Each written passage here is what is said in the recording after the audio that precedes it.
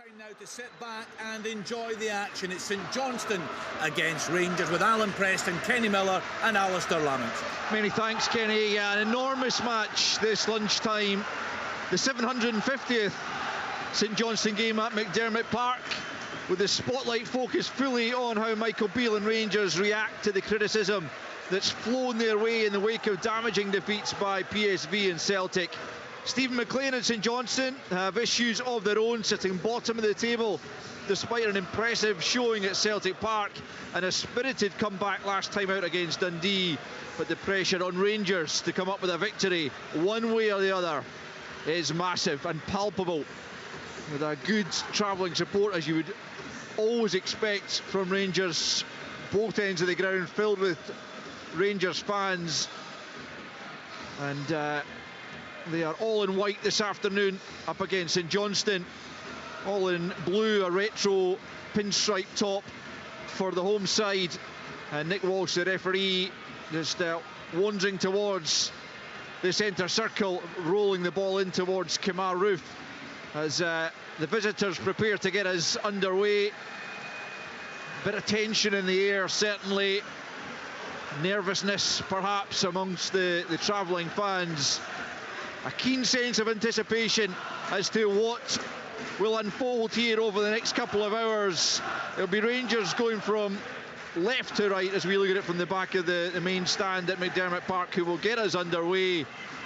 Kemar Roof and Danilo both inside the centre circle, awaiting the referee's signal. And there it is. St Johnstone won the last league meeting between the sides here last November, not long before Giovanni van Bronckhorst was replaced as manager by Michael Beale. And that's their only home win over today's opposition in 17 games. Connor Goldson gets the ball rolled out to John Lundstrom on the left-hand side, up towards the halfway line. And hugely important, you would imagine, Kenny, that Rangers start on the front foot in a positive frame of mind. Absolutely, and that means they get corners, they get shots, they get into that St Johnstone box and ask the defenders questions. You already see the way they're lining up with the three players in behind Danilo. Offside flag up against James Tavernier as the free kick goes St Johnstone's way, deep inside their own territory. And Dimitar Mitov, who was huge in the draw against Celtic a few weeks back, trots out to take the free kick, left hand side of his penalty area. You would imagine, Alan Preston, he'll be a relatively busy man over the course of the afternoon. Yeah, and so far he's been a brilliant signing for St Johnstone, really has. And just looking at the formation, I think it's Carey that's going to play up with Kane or just off him. I think he's going to try and get into Raskin's area to try and stop Rangers from starting the game. Either him or Kane will be in there, in and around him. Ball high in the air as Chris Kane wins the aerial battle. Comes down, the Rangers pick up possession as Lawrence was down under the challenge there of Olafunwa, just inside the Rangers half, and gets himself and Rangers a free kick, which John Lundstrom will look to take and plays it square for Connor Goldson, stepping up to the halfway line. Tavernier's out to the right hand side, and that's where the ball goes. Back to Goldson, just inside his own half, inside the first couple of minutes, and a first touch of the season for Ben Davies, who looked like he was heading for the exit door.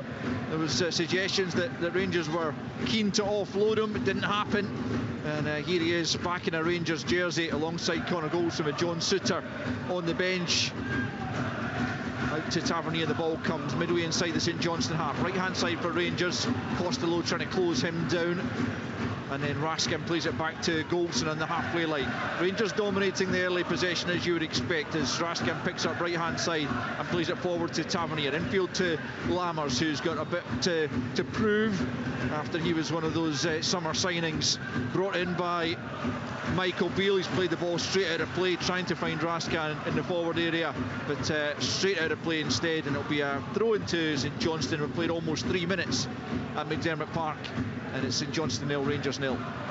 And you can see Rangers are going to have the lion's share of possession, and that's expected. What they need to have there is between Lawrence, between Roof and Lammers, who are all kind of lining up, trying to get in behind that St Johnstone midfield and support Danilo. There just needs to be movement. Already I've seen Tom Lawrence looking to run long and Danilo coming short, but you need that every time you attack to disrupt that St Johnstone backline and midfield block. that they can't just sit in 2 banks of 4 and defend without having to shift and make decisions.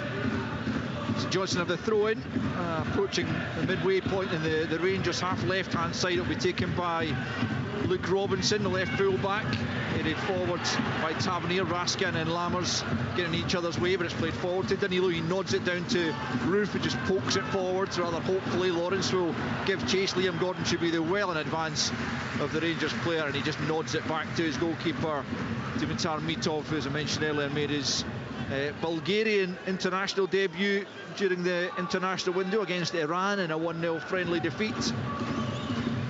And he launches it long over the halfway line. One for Chris Kane to go and try and trouble Ben Davies. You would imagine that Kane will try and play on Davies rather than Goldson and try and get a bit of joy out of him. Yeah, but Goldson's a big, strong, powerful figure. Is also up to speed, been playing games. Davies has it, not played for a while, so you would certainly think so. Throw in 2 Rangers, taken by Yilmaz, who made his first appearance of the season as a substitute against Celtic, and in for his first start this lunchtime. Almost 5 minutes played, no goals, no test for either goalkeeper in these early exchanges. It's Goldson on the ball, about 15-20 yards inside his own half, out to Tavernier, and now Lammers. Lammers looks up, plays it forward down the right-hand side to Kemar Roof, about 20 yards from the goal line, trying to take on Considine, and he loops it towards the back post, and although it was an attempted cross, it almost ended up as a decent effort on goal, but it just drifts wide of the far post. It will be a goal kick to St Johnstone. St Johnstone nil, Rangers nil. Yeah, it was better for Rangers. Listen, it wasn't a great cross, and you're right, it almost looked like it could have snuck in at the back post from Kemar Roof, but it was good movement. That's what you're saying. You've got Lammers, who pulls all the way along to the touchline, and Kemar Roof from a kind of 10 position, making that diagonal running behind a fullback, and he's faced up against Andy Considine. That's where Andy Considine and centre-backs don't want to be. Wider areas against strikers. It was better front play for Rangers. Header by Davies, and then knocked out on the far side by the returning St Johnstone skipper Liam Gordon, who sat out the last couple, came on at Celtic Park, but he's back in favour of Sam McClelland this afternoon alongside Andrew Considine. As Rangers pick up possession on the halfway line, it's Lundstrom for Lawrence, and now back with Ben Davies. Lawrence once more, left-hand side. Chris Kane comes back to just try and close off his forward movement. Back it goes to Raskin, more or less on the centre spot. Just touches it to the right-hand side to Goldson, who in turn plays it on to Tavernier. Tavernier inside of Costello. Now it's Lawrence, who's drifted across to the right-hand side, gets it back from Connor Goldson now. Lawrence with a bit of a free roll, and he steps nicely away from Costello. Right-hand side is Lammers. Lammers looking to take on Robinson on the right for Rangers. Gets into the box. Roof challenges with Olafunwa, but Olafunwa does enough to get the ball out of the box. And Rangers will have the throw in right-hand side. Raskin, we're going to take it quickly, and then he just leaves it for Tavernier, who does take it and throws it back to Connor Goldson. Square for Davies inside the centre circle, just nudges it forward for Lawrence. Lawrence in a central area, back to Lundstrom on the edge of the centre circle, and now out to the right hand side. Rangers trying to get the tempo up as Tavernier whips it into the penalty area, away by Gordon, and then I think that came off the referee there, and it will have to be a drop ball. Last came off as a Johnstone player, so but it looked like it was heading for a Rangers player. It's one of those ones that might have to be contested. Yeah, good luck with that one. Yeah. It's a St Johnstone player heads out, but Tom Lawrence was going to get a touch on it and line up a shot for me, but listen, it's one of the rules that has to be deployed when it walks here. Yeah, not back to Liam Gordon, but it's now back with Jack Butland in the Rangers goal, who I think, Kenny, it's fair to say goes down as certainly the one successful summer signing so far. Yeah, absolutely, he's been excellent. For what he's had to do, again, he's not had too much to do, but when called upon, the sign of a good goalkeeper, full concentration, and makes the saves that needs to be made. And you know what I would say also, if you were to say who was going to be a hit of the recruitment, it would have been Jack Butland for me, by his profile and his pedigree and what he's actually achieved in his career. Cleared left-footed by Mitov at the other end. Lundstrom gets his head to ahead of Kane, and then nodded down by Matt Smith in that central midfield role for St Johnstone. Goldson just hoofs it down the right-hand side. Looks like it's going to stay in play, and then eventually it's knocked out by Lammers, according to the assistant referee down in front of us. And on the halfway line, it'll be a throw-in to the home side. We've played 8 minutes now, and although Rangers have had more of the territory, more of the ball, they haven't been able to do anything particularly meaningful with it in these opening exchanges. Robinson plays it right-footed down the left-hand side. Goldson returns it up towards the halfway line. Phillips and Roof contest the ball, and it falls to Raskin. Lammers back to Tavernier, who just clips it forward. Asks Danilo to go and challenge, but Gordon wins the header, nodded down by Carey for Costello, coming down the left-hand side beautifully away from Tavernier, up towards the edge of the Rangers penalty area. Costello, but Tavernier gets back well at him, just nicks the ball away before he could play the pass, and now it's Goldson forward for Danilo. Now Roof taking over. Back goes Olafunwa. He plays it forward to Costello, who nods it down for Robinson, and he can't find the pass back to Costello. Out for a Rangers throw-in as we approach the 9-minute mark. No goals to speak of at McDermott Park so far. That was lovely play by Costello, but then he just goes slack, too slow, allows Tavernier to get back and win the ball. He's wanting a free kick. Stephen McLean's having a go, the fourth official, but not for me. It's a good challenge by Tavernier. Here's Lundstrom, left-hand side, straight out of play under a bit of pressure from Chris Kane.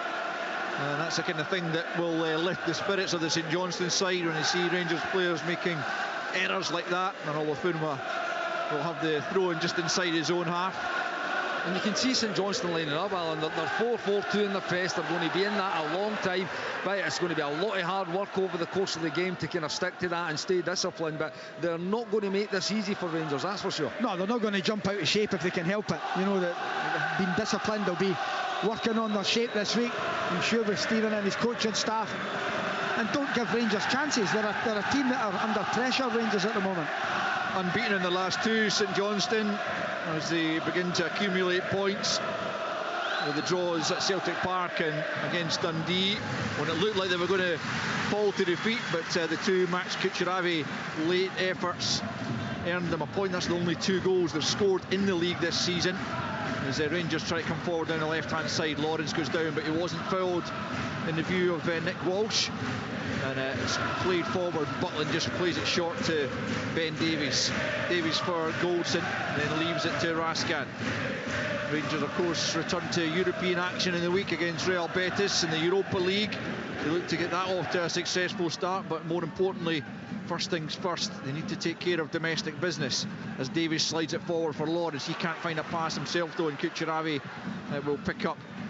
And St Johnstone try to come forward. They've coughed up possession though as Raskin finds Lammers, and supporting him is Tavernier up from the right back. It's a good ball for Lammers, almost at the goal line, tries to cut it across, Considine in the way, and gets out to the left hand side for Robinson to knock it forward. Beautiful little flick from Graham Carey with the back heel, and then it was Costello trying to lift it forward for Kane, and Ben Davies had to watch it closely, but manages to deal with it, and 11 minutes in it's still goalless. A lovely flick by Carey into Costello, and because it's on his weaker right foot, he just can't get enough on it. He's got to overhit that over the top of Davies' head, and Kane was onto it but just couldn't get enough on it with his weaker right foot. Rangers have it. Goldson just inside his own half, out to Tavernier, into the feet of Danilo, midway inside the St Johnstone half, gets turned, plays the ball. It's a poor pass though for Lawrence. No real chance for the midfielder to get onto that, and St Johnstone managed to get it clear. Goldson slides in before Costello gets there, but it will be a St Johnstone thrower, and that's a kind of pass from Danilo, Kenny, where you're just looking for him to have a bit more quality and give his teammate a chance. Yeah, because again it was good movement between Lammers and Danilo. That Lammers is stretching Considine long, and Danilo gets the ball to feet, he gets turned, but it's just a sloppy pass into Tom Lawrence out the other side. It's probably the right idea, but just the execution isn't. Like you say, when you're paying that type of money for a player, you just expect those things to be a given. The quality of that type of pass in the final third. Danilo preferred to Dessers in that striker position, with Kamal Roof playing as a 10, as Kenny mentioned earlier on. Lawrence and Lammers either side of him in what is effectively, I suppose, a 4-2-3-1 this afternoon for Rangers. Tavernier has it just inside his own half. 12.5 minutes in, no goals in the early kick-off in the Scottish Premiership. 3 p.m. kickoffs to come. Full commentary from Celtic Park as Dundee are the visitors, and open all mics will have you up to date with all the goings on. As Goldson and Tavernier, ball forward from Goldson, just had too much on it. Tavernier couldn't stretch to keep it in, and there was just a little frustrations for the Rangers fans, but as I say, every little misplaced pass for a Rangers player will give a bit more grist to the middle of the St Johnstone players and fans as they look to take something from another awkward fixture. As you say, Alan, it has been a tough start to the season for them. 4 times they're going to have to play the Old Firm in the opening, what, 15 or 16 games? Yeah, 15 games. Lundstrom gets a good foot in. Danilo picks up on the angle of the box, right hand side, into the penalty area he goes. 1 past 1, but Phillips is back there to cover, and it was a good, important challenge from the St Johnstone midfielder as Danilo tried to make some headway inside the penalty area. Rangers have it once more. It's Davies just inside the St Johnstone half. Forward it goes for Roof. Heavy touch from him allows Kane to step in. Phillips turns away from Lundstrom. Good footwork from Phillips to keep possession, and back it goes to Considine. Now Smith. Considine once more just outside his own penalty area. Now plays it long down the left channel. Tavernier keeping an eye on it. Nods it out of play under pressure from Costello. St Johnstone throwing. 14 minutes played.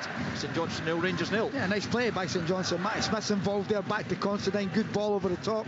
Tavernier out, gets St Johnstone up the park, 60-70 yards at the edge of Rangers box. But at the moment, it's relatively easy for St Johnstone to cope. Rangers aren't playing with a pace or a tempo that would cause them any concern.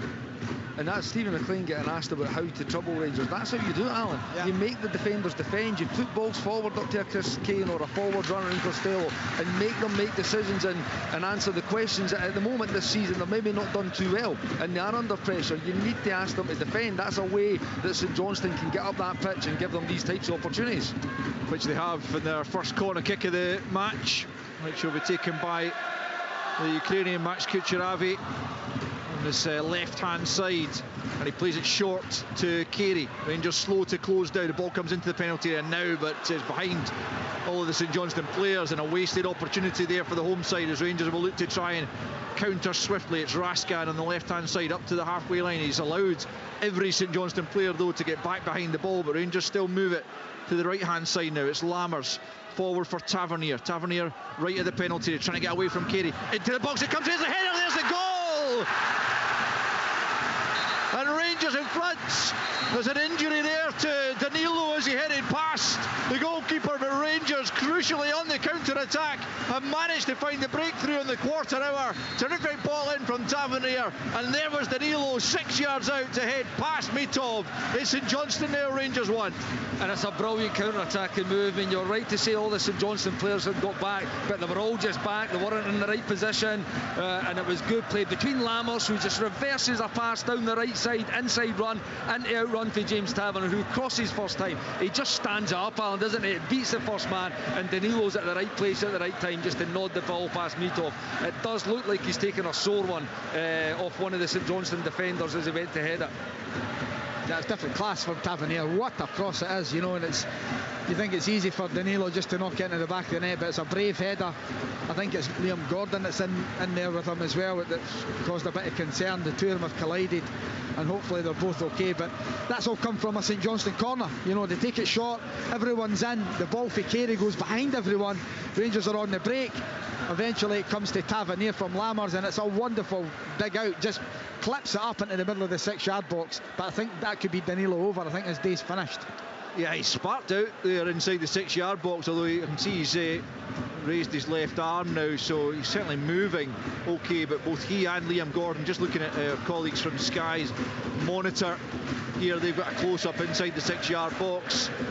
You get a rerun of the goal. It's a brilliant stand-up from Tavernier, as the guys are saying, and a brave header, and he effectively heads Liam Gordon's head after making contact with the ball. It's a sore one for the Brazilian. He'll be delighted to have got on the score sheet, but he might be suffering for it as Abdallah Sima, I see, getting his training top off, and he might be getting an early introduction into the game after Danilo has put Rangers in front. But a good move and a good goal. Yeah, it was a brilliant move, you know, and again it's come from a familiar source in James Tavernier off the right flank. It was a really good touch. I think he just stood, I don't know who the defender was at the time, he just stood him still, moved the ball with one touch and crossed with the second touch. And you know, this is where Rangers fans have been seeing, they've wanted to see more of Danilo, but they've been wanting to see more of him as a number 9. You know, that's where a number 9 should be, right in the middle of the 6-yard box, waiting for crosses, cutbacks and kind of flashes across the goal. So wonderful goal for Danilo, but real shame to see the stretcher having to come on now to get him off. Yeah, Liam Gordon is back on his feet, having taken a blow there from Danilo, but the Brazilian, as Alan said, his game is well and truly over, and it will be Abdallah Sima, I think, who will replace him. Concern for the former Feyenoord striker, brought in for big money in the summer, and having got Rangers in front, it's come at the expense of an injury, but he's sitting up inside the 6-yard box, which is good news, and the fans behind the goal, the Rangers fans, applauding him. Not sure how even aware he'll be of the fact that he's put his side ahead, but clearly the main thing is the player's welfare. Back on his feet, actually, he's not going to require the stretcher. I think both are off. I think Gordon's going to have to come off as well. He might well McClellan could come on to replace him. I think he's, you know, it's a real, both two honest guys going for the ball. Danilo gets there first, and the clearly clashing of heads is dreadful for the pair of them, but you can't take any chances with head knocks at all. And although I think Danilo's done, he's definitely coming off. I would get Gordon off as well, because he looks groggy, he's all over the place, and I can see the doctors down there speaking to him. They'll want to carry on, but the right thing might be to take him off. Yeah, I mean, we know more and more now about the repercussions of playing on after head knocks, and football might have lagged behind the likes of rugby in the treatment of head injuries, but it should be taken out of the players' hands. It's the medical staff, and I think one of the physios has said to Liam Gordon, I think you're finished. And in fact, we do see that it is Sam McClelland who's making his way out of the dugout and onto the pitch to replace the St Johnstone captain. So it's a sad sight to see both Danilo and Liam Gordon having to leave the field after that clash of heads that followed Danilo's header into the back of the net. But the player's safety absolutely has to come first, and actually very sensible judgments there from both medical teams to ensure that both players are replaced. And after a lengthy stoppage, we will resume with St Johnstone kicking us back off, and it's St Johnstone 0, Rangers 1. And you're talking about 6 minutes in total there. After Rangers scored 15, we're almost 21 now. Long stoppage, but they've got the right results from both players. They had to come off. It was a really poor accidental head clash. The Rangers fans beginning to make some noise, having seen their side take that lead through Danilo. Third goal of the season for the Brazilian, and St Johnstone with work to do here, as Goldson has it at the back for Rangers, midway inside his own half, just plays it to Davies. Davies clips it forward, looking for Sima. McClelland in ahead of him, the two substitutes, as Lundstrom goes back and plays it all the way back to Jack Butland. A couple of clean sheets in his 9 appearances to date, some really top saves. That defeat out in Eindhoven could have been even worse had it not been for the new Rangers number 1, Tavernier, after that assist. I think that is first assist of the season, believe it or not. But it really was a great ball for Danilo on a plate for the striker. Back with Butland it goes. We've played almost 22 minutes, but as Alan said, there'll be a good deal of stoppage time to be played at the end of this first period because of that break for treatment to the two players who have gone off, Danilo and Gordon. Here's Roof, left-hand side for Rangers, spins one way, then the other. He's done well, Kemar Roof, and it's out to the left-hand side. Yilmaz looking to find Sima, who's just gone straight into that number 9 role, and now Lammers finds him on the edge of the box after St Johnstone give it away. Sima left-hand side, tracked by Phillips, and Olafunwa also gets in there, but Sima manages to keep it. Lawrence now, left-hand side of the penalty area for Rangers, into the 6-yard box it goes. McClellan taking no chances, knocks it behind. Rangers corner midway through the first half. St Johnstone 0, Rangers 1. Yeah, good play again for Tom Lawrence, again just forcing the corner with a low cross. The one thing for Rangers now is a different threat they've got as the number 9. Danilo's more likely to come off, and he looks quite clever with his movement and his touch of the ball. Sima will want the ball over the top. He will want something to go chase, and he'll be a lot more comfortable, I think, in those left areas where he just found himself there. Tavernier then from the left-hand side to swing the corner in as Rangers look to extend their advantage. The captain into the 6-yard box. It's a good take from Mitov, exactly the type of thing we saw him do at Celtic Park. Very confident coming off his line and taking the pressure right off his centre-backs and immediately launching it forward. But Rangers have it quickly back as Yilmaz feeds it forward, looking for Sima down the left channel. Tries to get the better of McClellan. He's knocked it by him. Sima into the 6-yard box. Oh, it's another good save from Mitov as Lammers was looking for the cutback, but Sima, having got the better of McClellan, went for goal himself, and Mitov had to stand up in his way and knock the ball to safety as Rangers up the ante. And that's where Sima wants it. We just said it, into that channel, that kind of inside left channel, and you see the pace and the power. We just went past McClellan as if he wasn't there, and it required a really good, smart stop from Mitov to keep it at 1-0.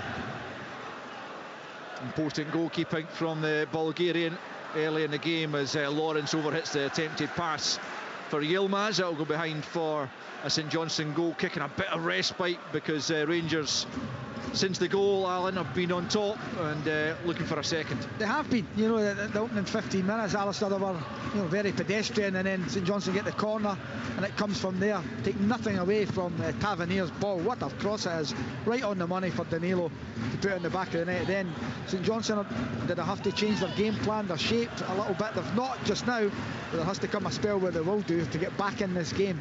They want to try and get, you know, get a foothold in it if they can. Phillips get on the ball, Smith try and get their full-backs forward, because that's where they can get a bit of joy.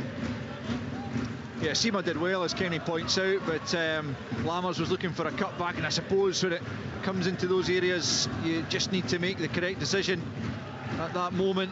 Never known a striker to square it once. No chance. I done it once for Big Boydie. You had me off, the slaughtered you. Rangers have a free kick just outside their own penalty area to the left-hand side, which is taken by Davies to Butland, who slides it out to the right to Tavernier. 25 minutes gone. Rangers have a 1-goal advantage. Danilo with the header, but in scoring, he was injured, and both he and Liam Gordon have had to leave the field to be replaced by Sima and Sam McClelland respectively. St Johnstone have a throw in on the halfway line, left-hand side into Smith. It comes. Robinson quickly closed down by Raskan, and out for another St Johnstone throw it just inside their own half, just in front of Stephen McLean, who's standing out at the edge of his small technical area here at Perth. Back into the feet of Smith it goes, plays it back to McClelland. Played a couple of under-21 international matches for Northern Ireland in the break.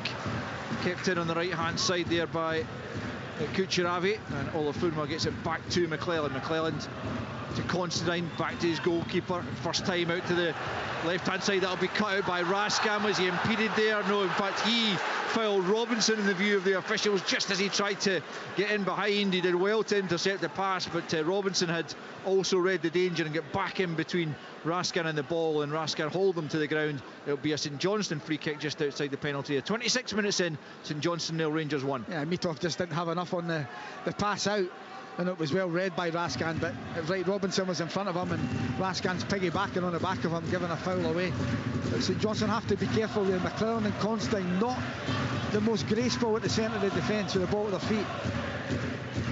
Robinson gets the header forward down the left for St Johnstone. Carey into Smith, and now Costello finds Carey once again on the left-hand side, and he's played it off Tavernier, and it will be a St Johnstone throw in about 10 yards or so, 15 maybe, away from the corner flag on the left-hand side as they attack, and it'll be taken by Robinson, who's on loan from Wigan, into the feet of Phillips. Down at the corner flag, toe in there from Lammers. It'll be another St Johnstone throw closer to the corner flag this time, and up will come Andrew Considine, who we know has got a good long throw to try and put a bit of pressure on the Rangers defence. They haven't been under any significant pressure thus far in the game, but can Considine change that here as he lines up the lengthy throw here from the left-hand side?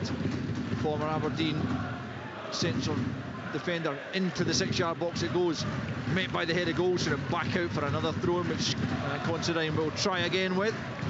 Robinson's there as a shorter option should he choose to use him. If Phillips moves away, Robinson's on it. Yeah, and he's gone to Robinson, but Rascan was fouled off the ball by Phillips, and it was spotted by Nick Walsh, and the pressure relieved on the Rangers backline. 28 minutes in, and it's Johnstone trailing by a goal to El Danilo on the score sheet. And that's just crazy, that Alex Phillips, because he should run him in. No, he doesn't need to block him. If he runs in, he can actually deceive. Rascan tracks him and Robinson becomes free. Yeah. You know, but when you're trying to wrestle someone, Nick Walsh is looking right at you. It's Rangers' worst start to a league season since 2018.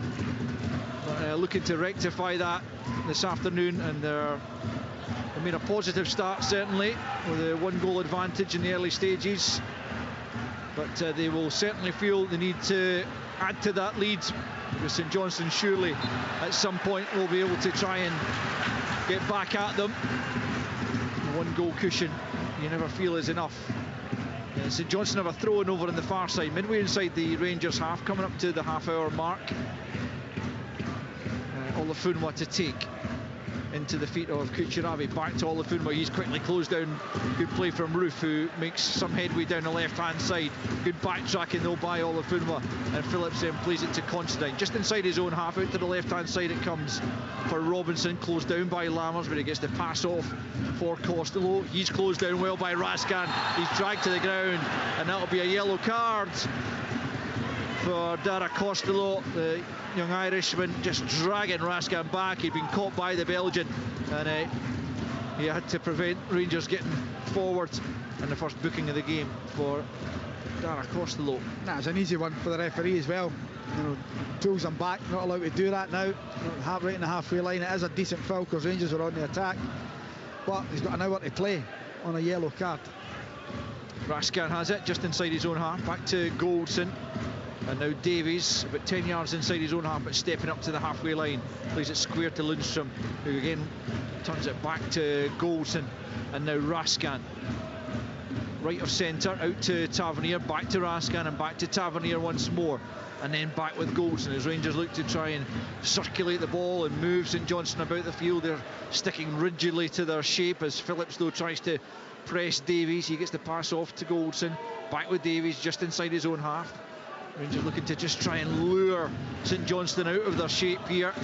But out to the right-hand side it comes now with Rascan. Costello's with him in field to Tavernier. Tavernier again with a short pass to Rascan. He just overdoes it, and Phillips picks up, and he turns away from Lundstrom, who's fouled by the Rangers midfielder. Free kick goes the way of St Johnstone just beyond half an hour in. St Johnstone nil, Rangers 1. He might have been actually better standing up there, Alan, because I think you had Kucherabi, who was going to be in a leg race with Ben Davies on the right hand side of the pitch. Had he been able to stay on his feet, it might have been a simple pass through across for Kucherabi. Olafunwa's lost it to Lawrence, but he found Lundstrom, whose first touch was a really heavy one, and he lost control of the ball.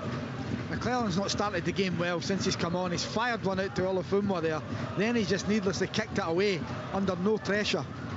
Davies forward, looking for Seema. He's got the better of McClellan, but across comes Considine. Good experience defending, just closing off the space as Seema got in behind McClellan, as Alan points out, but he just saw it back to his goalkeeper there, Andrew Considine, and averted the danger. 31.5 on the clock. St Johnstone nil, Rangers 1. Yeah, and that would have just added to the poor start that had Seema, had Considine not dug his partner out there and covered them like he should be. It was excellent defending, but that type of movement for Seema as the game goes on, if he continues to do that and Rangers look for him, it'll free a lot of space for the likes of Roof and Lammers and Lawrence. That's one thing Seema will do. He'll constantly stretch the game for Rangers and make Considine and McClellan track runners and make sure that they're covering.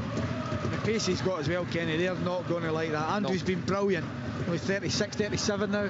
He's been magnificent over his career, but you know, he's not the quickest anymore, and McClellan was never going to be the quickest either. So if Seema can do that, it'll give Roof the space that he needs to go and do his stuff in. Rangers have it. Lundstrom dropping him back into the left back position to take possession. Now it's Davies, about 25 yards inside his own half. Goldson quickly closed down by Costello, but gets a pass off to Tavernier, and now Roof has just dropped off the front, tracked though by Phillips. Gets the pass to Rascan, now Lammers, and back with Tavernier. Rangers being quickly closed down by St Johnstone, who don't want to allow them the space to try to manufacture a move forward, but Lundstrom finds Yilmaz on the left-hand side. Midway inside the St Johnstone half, back with Lawrence, and now Yilmaz once more comes infield to Sima. Sima dropping off as well, and now Raskan quickly out to Tavernier, right-hand side. Can you get the cross in? It's a low one this time. Robinson can only get it as far as Raskan. His shot came off at Lawrence, it seemed to me, and it's blocked away in the end, and then Goldson can only play it out on this near side for a St Johnstone throw-in, as Raskan looked for a Rangers second there, but came off a couple of bodies and no real harm done. St Johnstone nil, Rangers 1. Can't be looked at, surely, is it? Going to be looked at for a penalty? I think it was Tom Lawrence that hit, to be honest. I thought it was a St Johnstone player. I thought it came off Lawrence. Yeah. But that chance comes from like a double switch of play. It went into Roof. Roof should have switched the play initially when St Johnstone, and it would have been quicker. It eventually got across to Yilmaz, and then they come all the way back across to James Tavernier. It was better play for Rangers. They could just do that switch a little bit quicker. Kucheravi going down, and Raskan's gone into the book there for the challenge on him. I didn't initially think there was all that much. I agree with that. I think that was a yellow card. You know, if you're looking at Costello having hit one of his one, I think that's fair enough for Raskan as well. Yeah, certainly if there's contact, I agree, Alan. I just didn't think that he'd really had been much contact, but the referee's in a much closer position than us, certainly, and he felt there was, so issues the yellow card to the Belgian Nico Raskan for the foul on Kucheravi, and St Johnstone will have a free kick about 10 yards inside the Rangers half. There's something happening here with Considine going to be running forward for this area, is there? Left to centre, Considine makes his way up now. Back post run to try and get in the end of Matt Smith, ball forward. He does get the head to it. It's a decent idea there from St Johnstone, but the header down is tamely into the arms of Jack Butland. We could see that materialising from up here. More difficult perhaps at pitch level to see that. That was great, really good movement by St Johnstone. You know, Considine standing next to the ball, so you know something's up, because he would normally be in the box. It's played square to Smith, and Considine takes off, and Smith, that's a really nice diagonal. We just couldn't get enough on the header down into the danger area, but really good movement. Lundstrom forward for Rangers to find Sima, takes it down on the right thigh, right hand side up towards the goal line, cuts it back for Roof. Roof nudges it back. It's not a great layoff for Tavernier, but Tavernier keeps possession and finds Lundstrom, who goes square to Raskan. Out to the left hand side, he spots Yilmaz about 25 yards from the goal line. His attempted pass is cut out, but it'll go out for a throw-in, which is quickly taken into the feet of Lawrence. Lawrence touches it back to Davies just inside the St Johnstone half, now into the centre circle for Goldson. Just about 10 minutes left of the 45, but we'll have, I would guess, 5 or 6 minutes of stoppage time because of the injuries in the wake of the goal to both Danilo and Liam Gordon, both of whom had to leave the pitch to be replaced with the head knocks, and that's the only goal of the game so far, that Danilo header past Dimitar Mitov on the quarter-hour mark, as Goldson finds Davies just inside his own half. Up to the halfway line he comes. Chris Kane goes across to close him down, gets the ball back from Lawrence though, and now with Yilmaz. Lawrence again about 15 yards inside St Johnstone half. Lundstrom is available. Just a bit of indecision there between Lundstrom and Lammers, but Rangers managed to keep it. It is Lammers in possession, right of centre. Touches it off to Tavernier, who comes in field, tries the ball to the outside of the right foot, but he gets it all wrong, and it's out for a throw-in on the far side. He was trying to find Yilmaz, but came off the instep rather than the outside of the boot as he was intending, and it's a St Johnstone throw-in. Yeah, it's patient play by Rangers, but you just wonder, Kenny, if they can. They've been going Yilmaz to Davis to Goldson to Tavernier. Can they miss one out? Can they go Davis to Tavernier and move the ball quicker? Because St Johnstone are still in their shape. They absolutely can, and that's something you even see there. They're also looking for that run from Tavernier or Yilmaz to come in behind the St Johnstone back line rather than everything being in front. I've seen Goldson gesticulating to Yilmaz. I've seen Lawrence saying the same thing to Tavernier. They're wanting that out to in run for their fullbacks. It's the hardest thing to track, is that off the ball movement, particularly when it's coming from the opposite side. Raskan's overhit that, and Lundstrom manages to keep it in from Tavernier, but again it's just slightly loose play from Rangers, who have got the advantage, but they haven't quite clicked into gear as they would have hoped. There had been some promising positive play, but just breaking down at times as well. Cohesion still somewhat lacking in this Rangers performance, but Lundstrom found Lammers right hand side, just about 15 yards inside the St Johnstone half. Raskin now forward for Tavernier, onto Lammers, uses the shoulder and then gets a swerving effort at goal, but easily taken by Dimitar Mitov. Lacked the power to really test the Bulgarian as Lammers tried to just find the top corner with a precise effort, but Mitov easily able to take it. 7 minutes till the break. St Johnstone 0, Rangers 1. Yeah, I think you'll find that was an attempted cross. That's what I thought. Not actual shot. It was actually good play between Tavernier, between Raskin and Lammers. Good movement. The end up, he's trying just to smash that across the goal. He just gets it wrong. Goes down as a shot on target though, Al. I'll take your word for it, Kenny. as a man who's been out there on the grass. Yeah, it did end up on target, but it was never going to trouble Mitov in the end. Raskin demanding that Goldson comes forward, and he's frustrated with his centre back. Eventually it's back with Goldson as he looks over the top for Lawrence, and it just skids off the surface and through to Mitov. Not a bad idea from Goldson there to try and release Lawrence, but again, just with the communication there between Raskin and Goldson, it's clear that not everyone is quite on the same page out there for Rangers. It's because he wants Goldson to be stepping up alongside him, which allows Tavernier to then go and be higher and be more an attacking threat. It's just basics of how they're trying to attack. You can see what they're trying to do, but if you're not going to get the players into the right positions, then you're not going to get Tavernier in areas where he's most dangerous. The same with Yilmaz on the other side.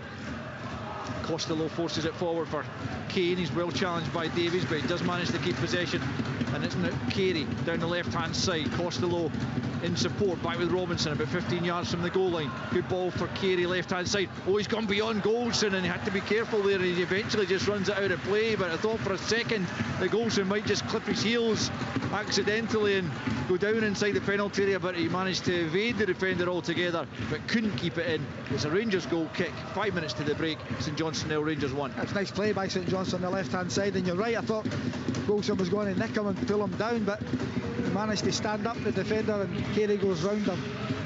They've got some good players on this left side through Robinson. They've got obviously Carey and Costello, who look like they could trouble the Rangers players if they can get, like you say, that foothold in the game. Forward by Davies, beyond Roof, headed down by Considine, picked up by Lammers, right hand side for Rangers. You get 3 St Johnstone players round him and not a lot of support. Tries to force the ball in, gets a ricochet back in from Lammers. Again, Considine in the way before it reaches Roof. Robinson will complete the clearance and out for a throw into Rangers midway inside the St Johnstone half, right hand side, quickly taken by Raskin. Back to Goldson, more or less on the halfway line, into the feet of Lundstrom, quickly closed down by Phillips. Back with Goldson again, away from Carey he goes. He's taking a real chance there, Goldson. He's been dispossessed, but Sima digs him out of a hole and manages to poke the ball back to Raskin, who gets it back from Tavernier on the halfway line. Raskin, right hand side, looking up, looking for options, looking for movement. Into the feet of Sima it goes, out to the right hand side for Tavernier, and it almost falls kindly for Raskin, but Robinson got a crucial touch to take it back to his goalkeeper. 4 minutes of the 45 to go. St Johnstone 0, Rangers 1. And that's the cohesion that you're looking at the Rangers attacking play. You can see Raskin, and we could see a direct pathway through into where Sima probably should be. He eventually gets there, and it becomes a little bit kind of rushed, and Tavernier tried to get the return pass into him, but it was well defended. But I just think these Rangers attacking players at this moment, they're just not fully aware of what their teammates are looking for, and what they're actually, like, their movements are not really aligned at this moment. Roof lets that run for Sima, and that is better. Back with Roof now. Sima once more on the edge of the penalty area. Gets the break of the ball, gets the shot away, but it's a tame one. And Mitov just goes down to his right and gathers that ball in. But that was better link-up play, certainly, between Roof and Sima. Yeah, and you know, I think when you seen Roof coming in, I think it was his first start for a long time against Ross County a few weeks back. He made the difference in that regard, because he moves. He's a striker, so he wants to run beyond when the number 9 comes off. He's got good movement. He's a clever link-up player. He could be a really, really important player for Rangers if they are going to turn the corner and get this season back on track after a relatively poor start. Davies under pressure from Kane, high up in the air. Davies will go and contest it once more. In came Kucheravi, but it breaks the way of Goldson eventually, who just nods it back to Butland. 2.5 minutes left, plus I would imagine lengthy stoppage time. Danilo's goal, the only one of the game so far, came on 16 minutes.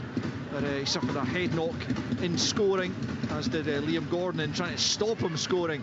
And both players have since departed. Here's Matt Smith, pokes it to Considine, manages to keep it in on the left-hand side, back to Costello and then Phillips. And Sam McClellan picks up midway inside his own half. McClellan, the replacement for Gordon in the early stages.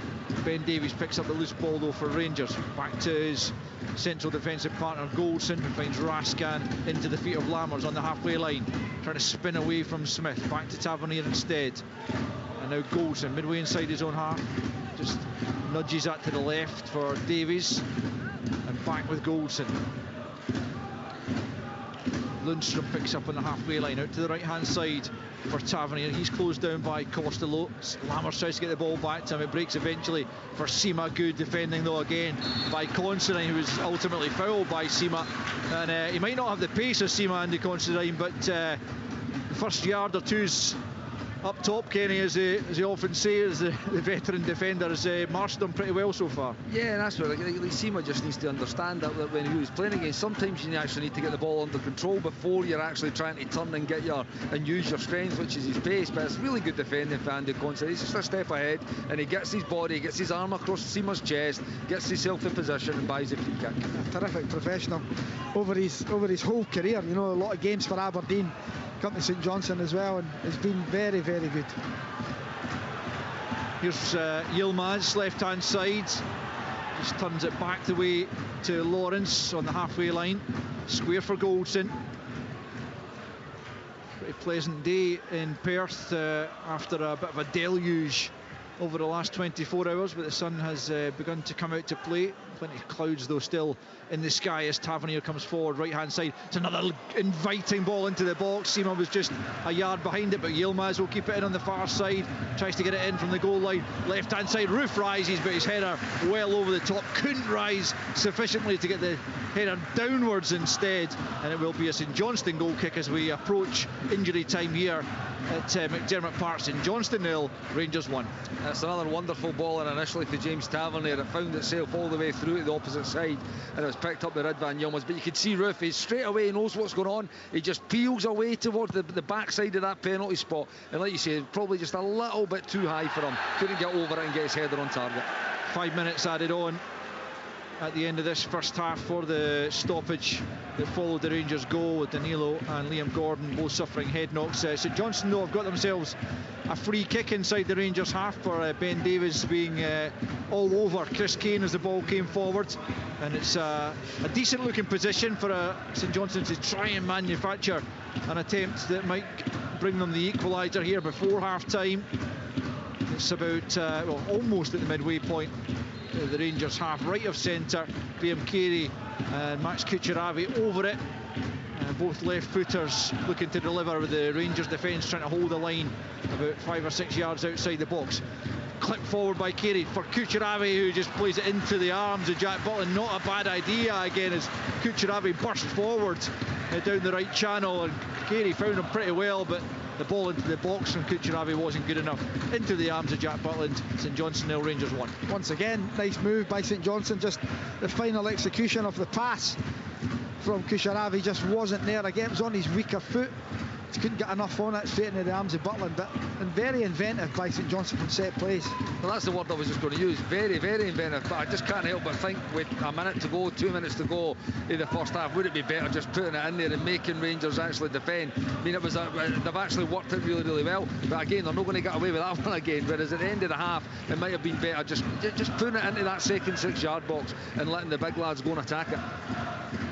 Yeah, I reckon there's something to be said for that, as Lammers sells Tavernier a bit short and St Johnstone pinch it, but Lammers managing to work it back. Phillips in to play it off Lammers. It'll be a St Johnstone throw in on the halfway line.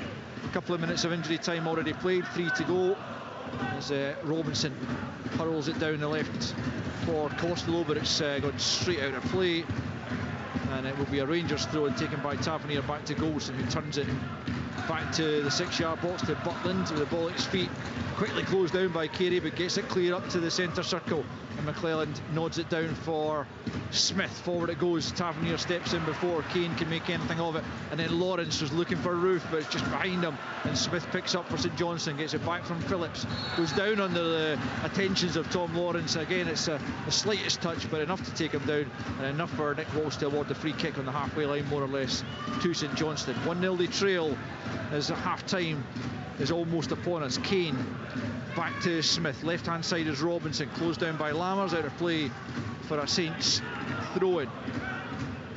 Stephen McLean will be, you would imagine, satisfied enough that his team are still in the game, having been on the back foot. You would have to say they haven't really, well, certainly not managed to test Jack Butland. They haven't really, as you've been saying, Kenny, forced Rangers to defend at all in this first period.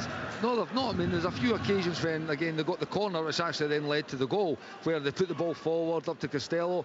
The free kick there when it went to Kane. Again, we talked about the start of the game up against Davies. It's probably a battle he quite fancies winning, but they've not done it enough. And you know, when they have had the opportunity, as much as they've been very, very inventive with the free kick for Considine and then the one for Kushiravi, they're not testing that goal of Rangers. They're not putting it under any real pressure. Lundstrom goes in rather clumsily on Kushiravi, and St Johnstone have another free kick in the final few seconds of the first half, and maybe this one will go into the mixer, as it were. It's left of centre, about 35, maybe even 40 yards from goal, and again it's Kucheravi and Carey over it, and Rangers with the line at the edge of the penalty. Kucheravi again makes the run, this time down the left channel. Carey ignores him for the moment, and it looks like this one will just be played into, hopefully from St Johnstone's perspective, a dangerous area. Butland stands inside his 6-yard box, alert and ready to try and deal with the danger as Carey does send it in. It's away by Golson to the edge of the box. Roof is challenged and fouled by Kucheravi, and they're trying to keep the pressure on Rangers, but the free kick will go Rangers' way, and both players requiring attention in these final seconds of the first period. I'm not so sure that was a free kick. I just think that's a coming together, and the referee's blown up because of his potentially a head knock again. Both guys' eyes was on the ball. We'll soon see. Yeah, Roof's back on his feet, and Kucheravi just being checked by one of the St Johnstone medical team. He's fine as well. I thought Nick Walsh had given the free kick in Rangers' favour, but we'll see very shortly, as the half-time whistle is surely going to sound as soon as the game restarts here. I think you're actually right, Alan. It looks like it might be a drop ball as opposed to the free kick for the challenge. No, well, either way, it's, yeah, in fact, he's dropping it for Jack Butland. It's Rangers ball, but not a free kick, and eventually Butland just gathers it up and then rolls it out for Ben Davies. We've gone beyond the 5 minutes added on by about 35 seconds or so as Rangers come forward on the left-hand side, but there is the half-time whistle at McDermott Park.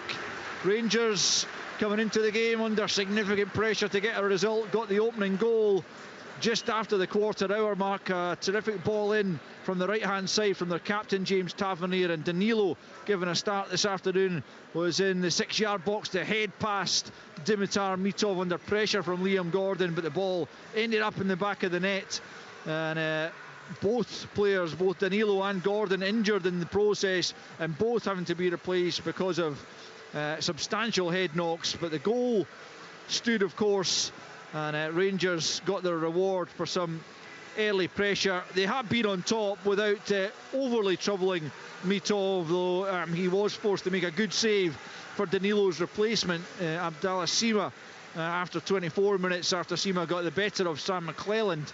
But at the angle, when perhaps a cutback for Lammers was the favoured option, he went for goal, and Mitov was out to block his effort.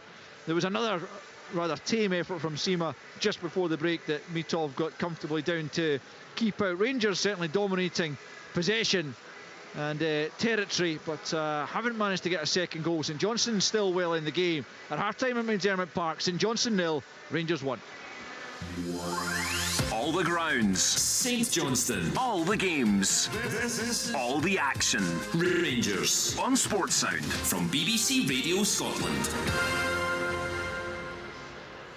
Well, we spoke before the programme that Michael Beale desperately needed a win this afternoon. So far, so good. Leanne Crichton is alongside me in the studio. You would have taken a goal from anywhere, of course, Leanne, but I guess if he could have chosen, he would have gone for Danilo, because that's the big money signing, the guy that hasn't really featured so far, and it was a very well taken goal. It was, yeah, very well worked. Great delivery from James Tavernier off the right hand side. Danilo occupied the defenders really well. His movement was good, kind of drew himself away from the ball and attacked it extremely well. Good power, good finesse and accuracy in the header, and just unfortunately for him, the coming together with himself and Liam Gordon off the back of it ended in both players leaving the field of play, which is unfortunate, especially in the early stages of the game like that. You're the striker, you're the talisman, you get the goal, you get your team in front, and then you're taken off. So and also with those types of head injuries, we know the protocols around it. You could be looking at a minimum of 10 to 12 days on the sidelines as a precaution. So they might now be without Danilo, having started him today, and positive signs in terms of his performance. So St Johnstone 0, Rangers 1, possession 73% to Rangers, 6 shots for the away side to Saints 1, no shots on target for Saints, 4 shots on target, Alan Preston, for Rangers. From a St Johnstone point of view, what needs to improve? They need to try and get a foot in the hold in the game and get on the ball if they can, wider areas. I think they can get Joy down the left hand side, because Rangers like to push Tavernier on. There is a chance to get someone forward. Costello on that side's done okay at times. Robinson's able to back him up as well. Carey's looked dangerous. It's all come down the left hand side. Set plays, they've been very inventive, so we can look at that in the second half. If it's still 1-0, can they force the game? They're going to have to change something though, Kenny, because it's just waves of attack. Rangers get a lot of the ball, but I still think Rangers are moving it too slow. But if St Johnstone can hang in and it's still 1-0 with 15-20 minutes to go, Stevie McLean will start to push men forward. They'll start to change the shape a little bit, and they'll start to take more chances, and for them they'll be hoping to get right back in the game with that. We spoke before the game, Kenny Miller, about the Rangers team. 6 changes made today by Michael Beale. What's worked for you? I think obviously, again, Danilo through the middle as a number 9. I think fans have been screaming on that to actually happen. And obviously we've only seen a limited amount of him, obviously due to the injury, but he started brightly. I think Tom Lawrence coming into the team, I think he gives you something different. I'm really actually excited to see both Tom Lawrence and Todd Cantwell in the team, to be honest with you, because I think they're 2 wonderful football players who could really link up together. But I think he gives you forward running. He has looked, if anything, probably the most energetic in the Rangers front line of the changes that were made. So I think these guys getting into the team and getting up to speed, because they've not had a lot of minutes in first team football, like probably for Lawrence over a long time. But Danilo again coming to the club, I've just not seen enough of him, and again it's really unfortunate he's had to pick up an injury. But Kamar Roof again, he's always been a positive. He looks lively, he's been on the end of a cross, he does offer really good movement, and like I say, between Lawrence, between Roof, I think they've shown up pretty well. And I must say, I think Sima, once you give him the right type of service, which is over the top service, he balls in front of him that he can chase on and use his pace and his power, I think he's been pretty effective as well. And with that movement, Lammers can come into play, Roof can come into play, Lawrence can come into play. That's been pretty good. Again, on the defensive side, St Johnstone have not probably put Rangers under too much pressure. It's been quite a comfortable afternoon so far for the defenders in Jack Butland. But in an attacking sense, which is where you'd expect to see Rangers, Alan's right, they've probably moved that a little bit slower. There was maybe a wee 3 or 4 minutes after the goal where there was a wee bit more energy, a little bit more zip to their play, but it has fell flat again. So I think Michael will be looking for that cohesion to improve in the second half, and then to maybe give Sima more. Give him more, and when he continues to stretch that game, particularly as the game goes on, nice spaces for the likes of Lawrence and Roof and Lammers might open up. Kenny, if someone asked you to do a scouting report on Rangers, someone that hadn't seen the team before, what would it say? How would you describe the style of play under Michael Beale? If I'm putting it politely, I would say patient is one word. I would say, I'll be honest, see, up until Ross County, I thought their movement up front was pretty poor, I'll be honest. I think I've seen real improvements, and even today, there's a little bit. I know you guys I've heard a lot about identities and styles and all that. I look for, again, identity, it's a different word, certain traits when you attack. over the last 3 or 4 games, I've seen traits starting to develop within the Rangers attacking play. So again, one of those traits is when the ball comes wide so for instance the goal, it was Lammers, Tavernier's making that into outrun behind the fullback into the space to exploit it. The pass goes, the goal comes from it. That has also happened on a numerous amount of times in this game. When Tavernier's getting the ball wide, it could be Lammers running on, and then the one we talked about, it actually doesn't always need to go to the runner, because the runner can attract Andy Considine, but it then goes into Daniil's feet. Daniil then turns and gives the pass away. These are traits, and these are identities, to start attacking identities that start to develop as a team come together and become a bit more cohesive. So if I'm doing a scouting report, initially it would be there's not a lot of movement, but I think it's something that is coming within Rangers play as the games go past, and it makes them more of an effective attacking unit. By the way, there's still a lot of improvements that can go on there, but in terms of certain small things, forward running for Tom Lawrence, I've seen Todd Cantwell do it over the last few weeks as well. It's something that was really, really limited, because there's players, for instance Lammers is very, very rarely going to run beyond the striker. I don't think that's in his DNA to actually go do that. But Todd Cantwell can do it. Tom Lawrence can do it.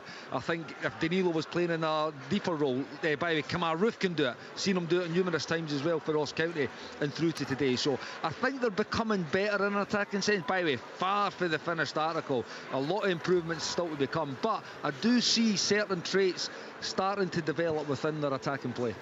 Yeah, I would agree with that, Kenny. I think there's probably a lot of variation to the play and probably some freedom, I would say. It looks as if Michael Beale was giving the players a licence to interchange, to move, to fill areas if other players vacate, to go and fill those wide areas, forward runs, as you mentioned, from midfield and attack. At times it just breaks down because you probably have brought together a number of new players that are not quite in the same wavelength, and they've not got that continuity yet, and that might come in time. But I think regardless, there's key things in the game, like you've got to have that number 9 that occupies, that stretches the game, that links the game, gives you that focal point as a team. I think at times Rangers in recent games, when I've watched them, they don't even carry that, because you've got players that want to drop to feet all the time. You've maybe got 2 players coming to feet at the same time, and you don't then have that natural width in the outside. But they had that early on in the game today. I felt like Danilo was giving them that. He looked as if he was pushing the St Johnstone backline a lot deeper, which happened for the goal. And at the point Rangers scored, I think St Johnstone had about 7 bodies inside the box, 4 players that weren't picking up, and Danilo's movement was very good in between the 2 centre-backs in Gordon and Considine, who neither of them picked them up. And the deliveries off the sides for me in Tavernier is very good. You probably just need that same consistency off the left-hand side, or a different variation in delivery off the left-hand side. But there's decent players in there. It's just bringing it all together, and it doesn't happen overnight. I know that as a player myself, and as a coach it's really hard to achieve. And what I'd also say on it is yes, it does take time, and yes, you can say it's maybe Michael giving players a little bit of freedom, but as you know, again, Leanne, when you're in coaching, you can't coach every and paint the picture for every scenario on a pitch. And that's where I say the players have to understand that they have to take a responsibility. So when they see a teammate move, you're moving into a different area, you're making a different run. If it's Sima is stretching the game, can the pass maybe go into the feet of Lammers or Roof? If Roof's running off, can Danilo or Sima be going opposite movements, giving the defenders constant questions to ask, whether they're tracking runners, whether they're dropping with the striker. But if you've not got that, defenders can just stand in the line and keep their eye on the ball, keep their eye on their man, and there's not any movement. So listen, it is going to take time, because that cohesion is clearly not there. But I have seen developments and improvements in it over the last week. But I'm going to go back to it. Players have to recognise this, because the coach and the manager cannot identify every type of scenario that's going to occur in a game. Players need to take responsibility and actually show why they're at the club. They're at the club to be good players and actually go and perform and make good decisions. Those decisions, by the way, probably the majority of them, you actually need to make without your manager telling you what to do. Yeah, so improvements, Alan Preston, from Rangers today. Small steps, I think it's fair to say. Leanne mentioned there the dreadful defending for the goal. Steve McLean will be livid with that. In terms of affecting things at the other end of the park, in terms of personnel, what options does he have? He's got Stevie May and Jeffcott. They're 2. Jeffcott's a big, powerful lad that I'm sure will come on, and Stevie May, because Chris Kane's been out, I think it's 20 months since he last started the game, so he won't last, I wouldn't imagine. He's done okay. It's been, not great being up there on your own at times, trying to contain with Davis and Golson, but he's worked his socks off as he always does. But there'll be time, and there'll be maybe 15-20 minutes into the second half where there'll be changes made. If it's still 1-0, they're still in the game. I can see Jeffcott and I can see May coming on.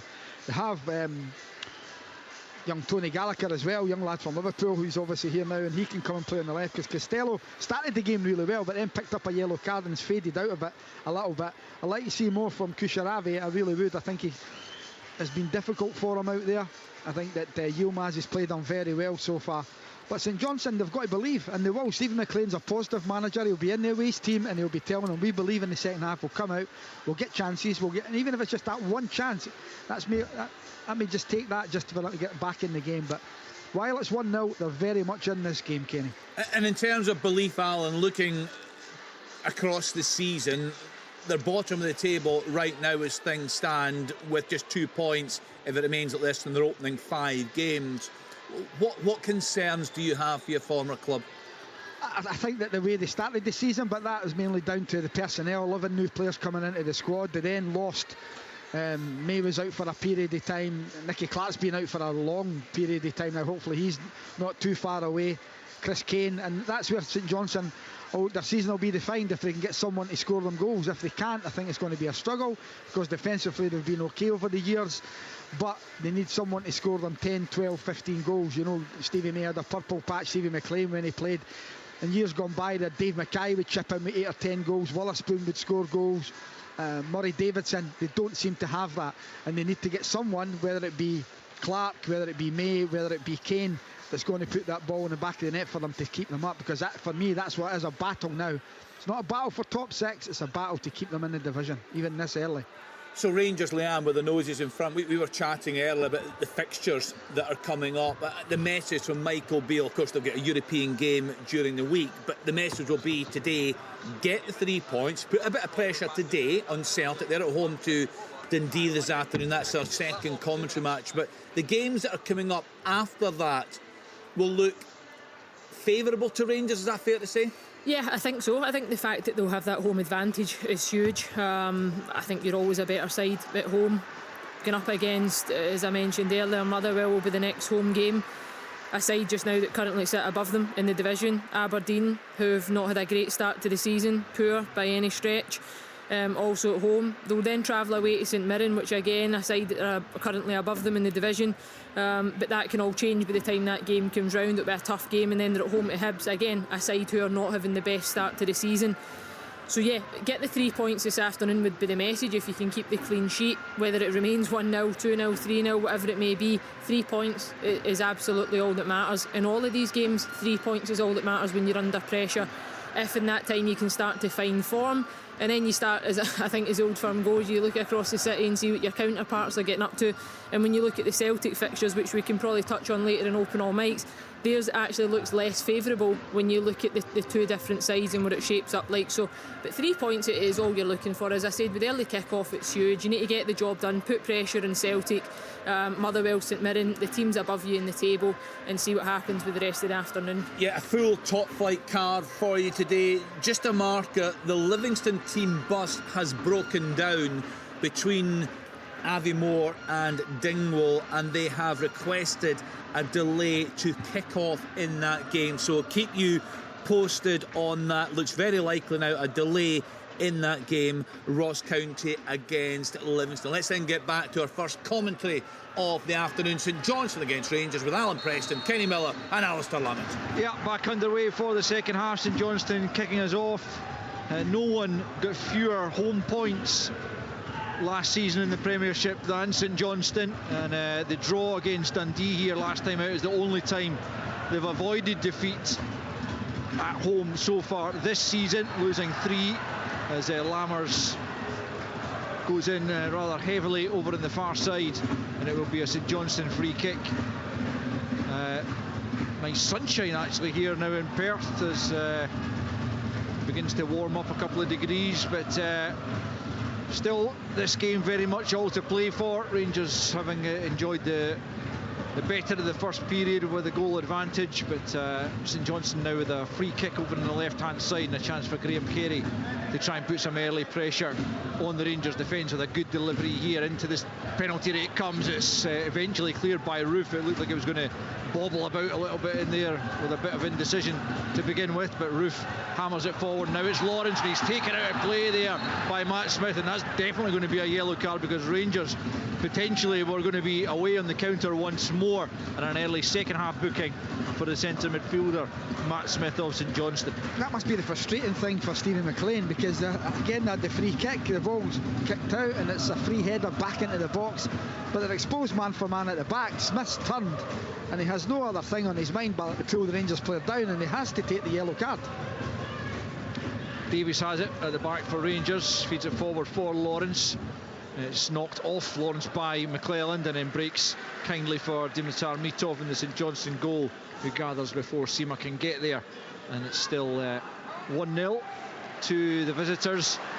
Bowled out overarm by Mitov for Robinson to pile forward down the left hand side. Now it's Costello faced up by Tavernier, tries to nick the ball beyond him, but he's just played it out for a goal kick rather tamely, the winger there, and Jack Butland has the ball back in his possession. A couple of minutes gone in this second period. St Johnstone 0, Rangers 1. So annoying that when you give Robinson's ran 50-60 yards with the ball, he gives it to Costello. Costello loses it, and then the first thing the winger does is berate his fullback. Now you've played both positions, Alan, so you annoys me that, Alistair, honestly. Here's Goldson just outside his own penalty area, back to Butland, quickly closed down, gets it clear, good pass for Lawrence, who has Yilmaz outside him. I'm not sure why he didn't use him, goes through the middle instead for Sima, and that's defended well by a combination of Considine and McClellan, but the pass looked on to Yilmaz, who was bursting down the left hand side, Kenny. Yeah, it was a brilliant pass out for Jack Butland to find Tom Lawrence, and he had sucked the full back in, and like you say, he had created that space just to roll it out for Yilmaz. If he had just kind of held on to it a little bit longer, he could have allowed Yilmaz to be actually on the back line, released him, and he would have had half a pitch to run into.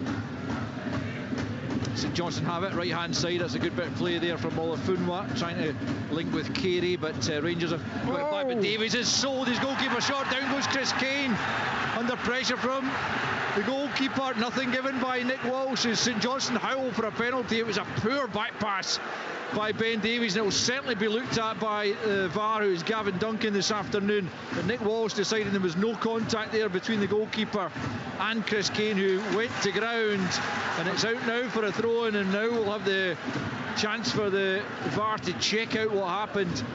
My honest opinion, first time he's seen it, I don't think it's a penalty. And I think you can also look at the reaction of Chris Kane, because if he thinks he's been fouled, he's going crazy in that box. He just sits up with his arms out. I don't think it is, but that's me just seeing it live. Yeah, it doesn't look like there is a lot of contact, but as we know, when VAR are looking at it, if there is any contact at all, Nick Walsh will be called upon. But there we go, let's check over. Yeah, the VAR, Gavin Duncan agreeing with you, Alan. There's nothing in that, but certainly Ben Davies putting his side in trouble there. I've always been a believer, Alistair, when if somebody feels hard done by, you can tell by the way they react. And Chris Kane there just sat up. He just sat and had his arms out as if to say, is it a penalty? I'm not sure. As where if he has been brought down, he'd be going crazy. Yeah, bang on, because there was no contact, or very, very little contact. He could definitely have stood up. He's back, he's round, he's got a tap in and an empty goal. Always kind of bemuses me when strikers choose that kind of action there, because you've got an open goal. Here's Costello for St Johnstone. Carey for Kane, back with Carey just outside the Rangers penalty. Left hand side is Robinson trying to get the cross in. It's a deep one. Butland has to backpedal and touch it over his own crossbar. Couldn't be sure that was going to go over of its own accord, and just touches it over the bar in the end for a St Johnstone corner. It's better from the home side. Yeah, it's a cross into the box from Robinson. It's not a shot. The keeper has to react, but it's been a good start to the second half by St Johnstone. Certainly offering more in an attacking area than they did in the entirety of that first period. It's a corner kick here on the right hand side to be taken left footed by Kucheravi, and it comes as a St Johnstone player. Chris Kane hits the deck, it's to the back post. Again, nothing given by the referee, but howls from the home crowd that there was a foul as Lundstrom plays it forward, and now Sima could be in here. Sima has a crucial touch there from Robinson, and Mitov able to come out and just knock it out for a throw-in. But if Robinson hadn't got the touch there, Sima was away. You know, I thought he should have been away. I thought the minute that ball dropped at Lundstrom, he should have just took off. There was over half a pitch to run into. I just think I would love to see it again, as he just hesitated with his run, but it was a brilliant touch because he was going to be through one-on-one. Sima. They must be looking at the block in the box on Chris Kane. Yeah, they are indeed. I've just seen a rerun of it myself, as I think he was trying to escape the attentions of Tom Lawrence, and it was an arm round Chris Kane to an extent, and maybe there was a clip on his foot as well as he tried to escape. Kane, I don't know if you can see much from that angle of the monitor, which is away to our right, but it's another one for Gavin Duncan to look at in the VAR. And I think there could be a call across here, because there is a coming together of players, but it's just, you can't get away with anything in a box now when you've got VAR there. It does look like Chris Kane is ahead of Tom Lawrence, and Tom Lawrence is trying to gain ground, but no, he's went again. Check over again, play continues. But as you say, Kenny, I mean, the players must know now that everything inside the penalty area is going to be examined closely, and they have to be so wary of any contact whatsoever. But Tom Lawrence getting off with that one, certainly, as Sima goes and attacks it. Sima is offside though, but yeah, just following that coming together between Kane and Lawrence, there was a chance up the other end. Lundstrom tried to release Sima. Maybe if there'd just been a little bit more in the pass as well from Lundstrom to allow Sima to race free, but credit has to go to Luke Robinson as well for the touch that he got on the ball through. It was a brilliant touch, because I say Sima, had he got the run on Robinson, he was not going to get back to him. So it was a brilliant touch that stopped a potential goal scoring opportunity. 53 minutes in, still St Johnstone 0, Rangers 1, but St Johnstone have had more of the attacking play in the second period than they enjoyed in the first, that's for sure. Rangers still look a threat on the counter as Yilmaz prepares to take the throw in midway inside his own half, left hand side, waving his teammates forward, then goes into the midriff of Roof, but he's lost out to Kucheravi, and now it's Smith driving towards the Rangers penalty area. They've always had a good old talking to at half-time. St Johnstone, as the ball's played into the 6-yard box, and Costello within centimetres of connecting with Carey's cross. Behind it goes for a goal kick, but my goodness, that was close. That was a great ball in from Carey, really good on his left foot, cuts back, wonderful ball in. Kane's not far away. Costello must have been inches away from knocking it into the back of the net. Really good play by St Johnstone. It's a different St Johnstone at the start of the second half. They need to keep it up. It certainly is. Another close call inside the Rangers penalty area. I know that our pitchside reporter Mark Downs had an opportunity to closely examine that VAR check on Tom Lawrence on Kane, but we'll hear about that in a second as Roof comes into the penalty area and wins himself a corner. Martin, what have you seen? Yeah, I think it probably feels like the right decision. Tom Lawrence definitely has his hands on Kane, but I think the argument would be that Kane was down a little bit softly. There's not too much in it. Thanks, Martin. Rangers have a corner then as they look to give themselves a cushion in the game, leading by a goal to 0, but a second goal could make so much difference, especially they don't want to be going into a nervy final 20 minutes or so with just the one goal advantage. Here's Tavernier then from the left hand side, right footed, sends it to the back post. Davies and Goldson both attack it. Overhead kick from Sima, never in any danger of being on target. Behind for a goal kick. St Johnstone 0, Rangers 1. Yeah, it's been a good start from St Johnstone. You know, I don't think he's made too much changes at half time, as in, you know, shape wise it seems to be the same. Carey's just off of Kane. You know, but St Johnstone, I think they're maybe playing 5 or 10 yards further up the park. Raskin's not getting as much room. Lundstrom the same. They're trying to get in the Rangers players' faces. Here's Lammers inside his own half, back to Tavernier. Yeah, certainly a bit more intensity from the St Johnstone players. Rangers trying to play around them there, and Raskin's got the better of Phillips. Can he feed Sima on the right hand side? Sima looking for Roof. It's cut out well by McClellan inside his own 6-yard box at the expense of a corner. It's great play for Raskin. I just feel he maybe made the wrong choice. I think he could have slipped Kamal Roof in. He was already on the run, but he was going to take one touch past McClellan, it would have been on goal. They chose to go out to Sima, who then tried to find Roof. Good defending, chance for the corner for Rangers. Not not a clue what Dan Phillips is doing there. He pulls out a challenge. He's a robust player. He pulls out the challenge we're asking. He's got to go and win the ball. And he was favourite as well, Alan, wasn't he? Lammers with the corner there on the right hand side for Rangers. 11 minutes into the second period. Out swinger. And Nick Walsh has spotted something going on inside the penalty area. And it's been a St Johnstone. Actually, did it swing out before it came back in? That's what it was. It was actually Tom Lawrence, I beg your pardon, who took the corner. It's a free kick. No, it is a free kick that was given. That's twice in like a minute. I think Rangers have just made the wrong choice. Seema laid it off to Roof. I think Roof should have gave it back to Seema as he was on the run. Roof chose to go 1v1. This time it was Raskin. He chose to go to Seema rather than go to Roof. Wee things, these wee little decisions, they're not like overly going to cost Rangers, but I think they've maybe just cost them an opportunity, a better goal scoring opportunity than what the decision was actually made. Yeah, mentioned that in the first half, you know, about that kind of final ball, final decision in that critical area of the pitch where the difference between a goal and a missed chance is so slim at times. Yes, and it's easy to up here as well when we can see the whole picture. I get that, but oh my goodness, that's dreadful. Yilmaz is who's fouled Kucheravi.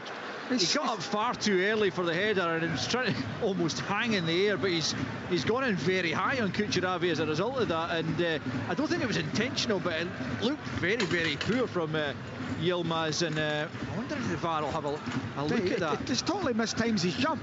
He's up in the air and it's like a karate kick on the side. Yeah. He's had a talking to certainly from Nick Walsh, who I think realises it was unintentional, it was just mistimed, wasn't it? But nonetheless, it could have really endangered Kucheravi there. He did catch him high, but the free kick has been awarded certainly midway inside the Rangers half, right of centre, and it doesn't appear that VAR Gavin Duncan is having more than a passing glance at that incident, but it will be a free kick to the home side. 13 minutes into the second period, 1-0 they trail as Smith and Kucheravi stand over the free kick. Kucheravi leaves it, Smith angles it towards the back post, but no St Johnstone player can get on the end of it. McClellan was closest to it, but it goes all the way out for a goal kick.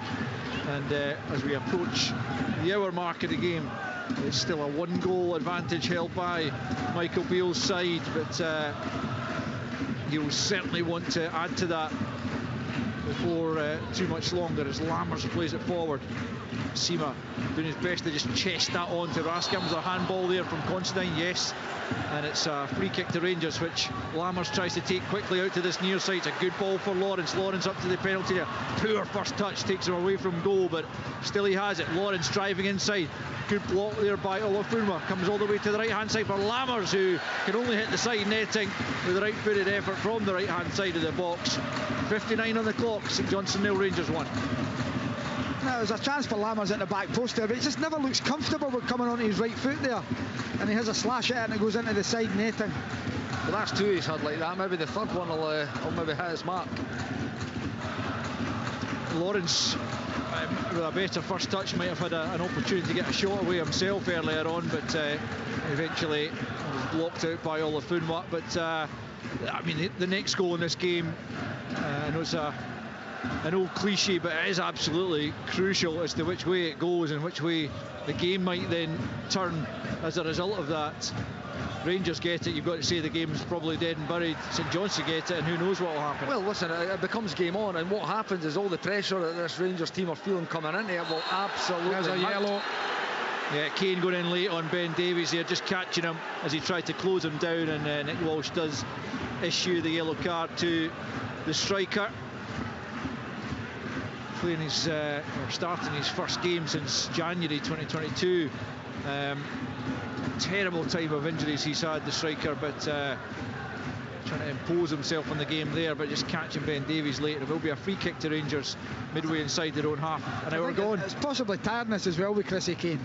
You know, he's worked his socks off as he always does. He doesn't know any other way, and it's maybe time where, you know, Stevie McLean just has a look and maybe gets Stevie May on or Jeff Cott on, just giving him a rest.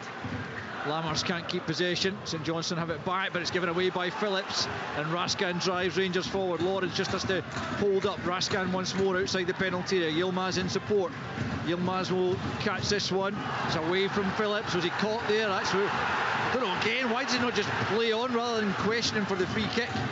And St Johnstone win it back, and Nick Walsh wasn't interested in awarding the free kick as Yilmaz does get it back, looks for Tom Lawrence in the edge of the box, well defended by St Johnstone. Yilmaz picks up once more, goes for goal, well over the top from Yilmaz, and then now he complains again to Nick Walsh that he should have had a free kick, but it does remain St Johnstone 0, Rangers 1.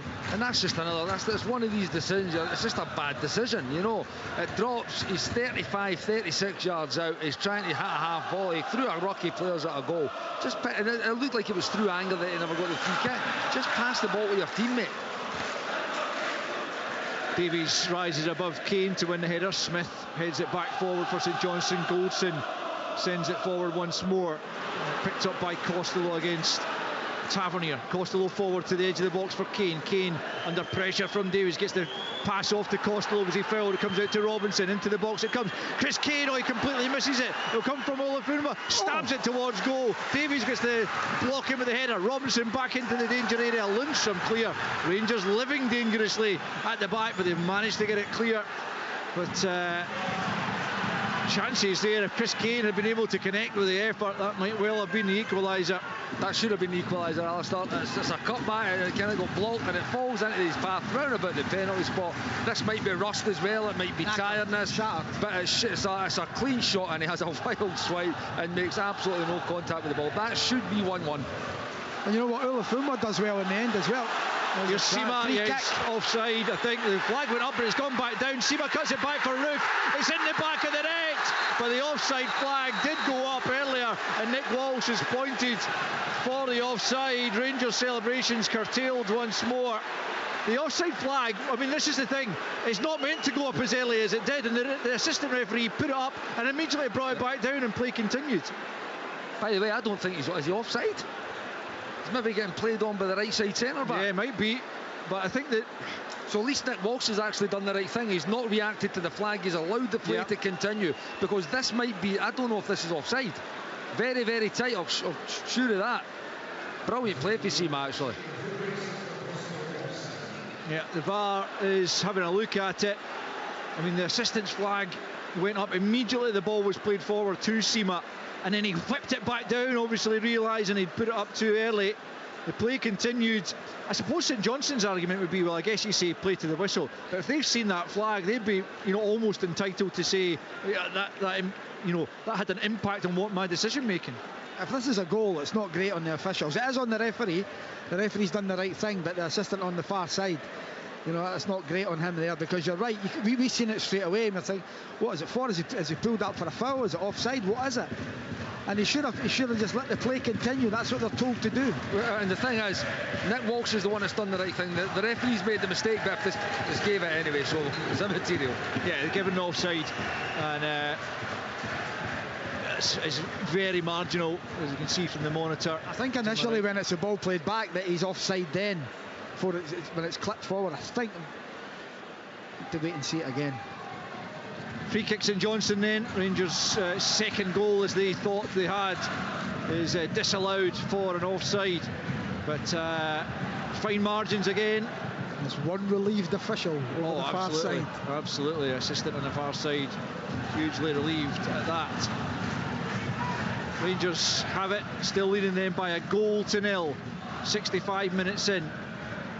Danilo in the first half with the crucial goal so far, as Raskin picks up on the halfway line, looks to go out to the left hand side. Olafunma gets a header in, then a second header to Phillips. Phillips turns away from Roof.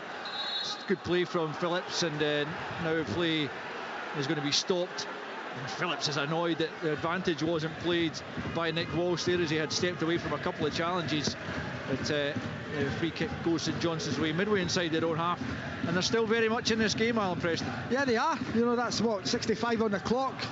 Steve will start to look at his bench now. He's already made one change already, enforced, with the captain going off and McClellan coming on. But I think he's sending 3 out now to go and get warmed up. I think he must be looking at, Chrissy Kane possibly coming off, Costello on the left-hand side possibly as well. If they can get someone on, fresh legs, bit more impetus, you just never know. Rangers have a throw-in on the near side, midway inside their own half, to be taken by Van Yilmaz, the young Turk. Told to get on with it by Nick Walsh. Down the left it goes, Phillips first to it, heads it forward for Kane. Now Carey, right hand side for St Johnstone, goes back the way to McClellan. McClellan just inside his own half. Infield to Considine, Considine forward for Smith. Smith, rather wayward pass, forces Robinson back. Rangers will try and press St Johnstone back now as the ball's played back to Mitov, who clears first time over the halfway line. Kane and Goldson contest the high ball, breaks the way of Costello. Lundstrom battling away with him, breaks for the way of Roof. Phillips caught him as the ball's played out to the right hand side. Now it's Sima looking to test the pace of Robinson. Still Sima. Robinson with a good challenge in the end, manages to win it back for St Johnstone, but then he's given it away to Tavernier. He looks for Lammers, Smith in the way, and out for a throw on the far side as we approach the midway point in the first half. Still a slender advantage for the visitors. It's a more competitive second half. Here's Lundstrom, good turn, but tries the rather ambitious shot, blocked back the way of Sima. Sima forward for Tavernier. Considine just sees it out of play, and a goal kick goes the way of St Johnstone. 1-0 Rangers. Yeah, I was saying there, it was more competitive. St Johnstone are playing further up the park, further into the Rangers players' faces. Rascan and Lundstrom aren't get as much time on the ball. That first half, if it was easy for them just to knock it about between each other and just play passes from left to right, this time they've stepped on St Johnstone. Smith, Phillips, they've all moved on further up the park and closing the Rangers players down. It's more difficult for Rangers. Incidentally, heard at half-time from Martin Downer, pitchside reporter, that both of the substitutions earlier on were down as concussion substitutions, so both sides from that point of view would still have their full 5 substitutes available beyond the ones they've already made. It's one of the better rules that they've come away with. I agree.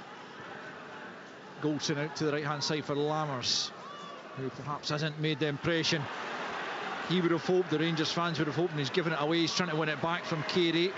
Phillips though gets the pass off to Smith. Carey once more, he's lost it to Lundstrom in a dangerous area. Lundstrom now slides it to Sima inside the penalty area, left hand side. Standing him up is McClellan, tries to take him on, but McClellan does well at the expense of a corner, just makes the interception. There will be a Rangers corner on the left hand side. That's 2 or 3 times now, Alan, that's happened. But St Johnstone midfielders losing the ball in the middle of the pitch to Rascan, to Lundstrom. You're putting your defence under so much pressure in those situations. It's Carey, he's trying to nutmeg someone, Lundstrom in the middle of the park. Game-related incidents like this could cost you the game. Instead of being up the park with a sensible pass, you've tried a nutmeg, you've lost it, now you're facing a corner. Yeah, great if it comes off, but pretty dodgy decision making as Nick Walsh tries to ensure there's no nonsense going on inside the 6-yard box before this corner kick is taken by James Tavernier. Stevie May's stripped down below us, but it won't happen before this corner kick is taken. Tavernier and Lawrence stand over it, but Lawrence leaves the scene. Tavernier back post ball, good glove to it, but Goldson get the strike away, but it's over the top from Goldson. He was never really set to take that on his left foot. Pretty ambitious from the centre back as Stevie May prepares to come on, and you would imagine that would be a straight swap for Chris Kane. No, it's not. Kusharavi is really being bold. Well, as we said, it's got to be bold. We've now got to what, within 20 minutes of the final whistle. So Stevie May will come and play just off of Chris Kane. So it'll be Kane up, May off him. And very, very bold from Stevie McLean. Carey one side, Stello on the other side. Goal kick taken by Mitov. We've got 20 minutes left of the 90. Rangers lead by a goal to nil. Looking to narrow the gap on the teams above them prior to the 3 o'clock kick-offs. Remember, live commentary to come of Celtic against Dundee and open all mics with reporters at all the top flight games and a couple in the Championship as well.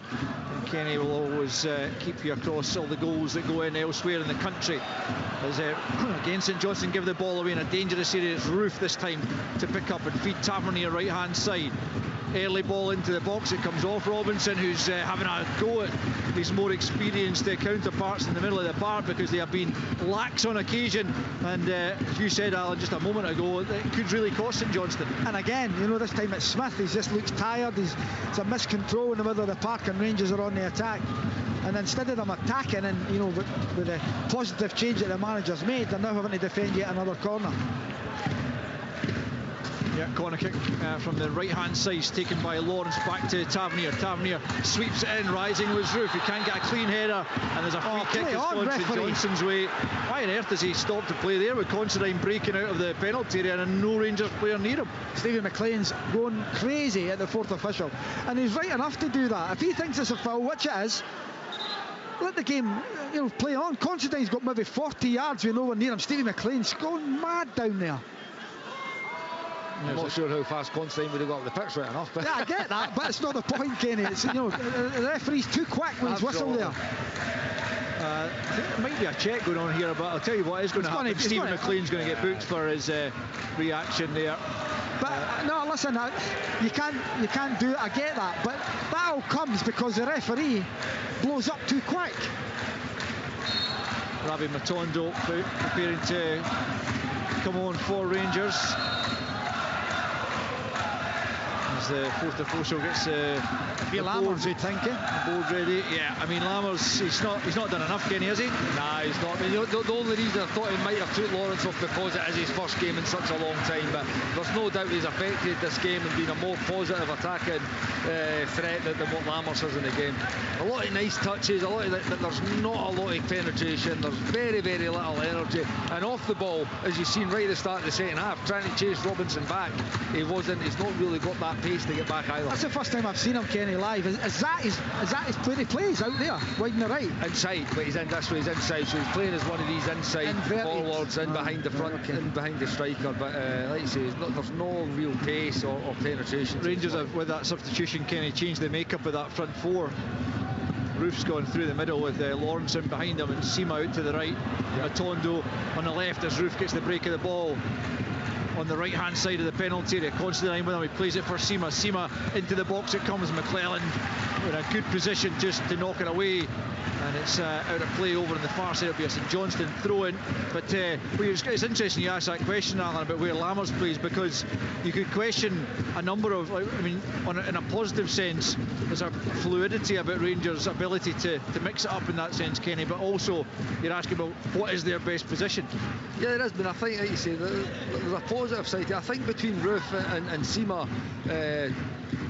if Roof's the 10, you can go one shorter, one longer, and that can change. But yeah, you're right, with Lammers there's a question marks over him. Here's Lawrence inside the penalty, he goes for goal, well held by Mitov. It was straight at him more or less. Lawrence got plenty of power behind it though, and Mitov had to get down, and he held it well. Still St Johnstone nil, Rangers 1:74 on the clock. It would have taken a special hit to be a goalkeeper for there, but again, good positive play for Tom Lawrence, getting up in support of the striker, beyond the striker, and getting on the end through passes. That's what Rangers have missed over the last kind of year or so in Tom Lawrence's absence. St Johnstone will still feel there is something in this game for them, trailing by a 1-0 with just over quarter of an hour left.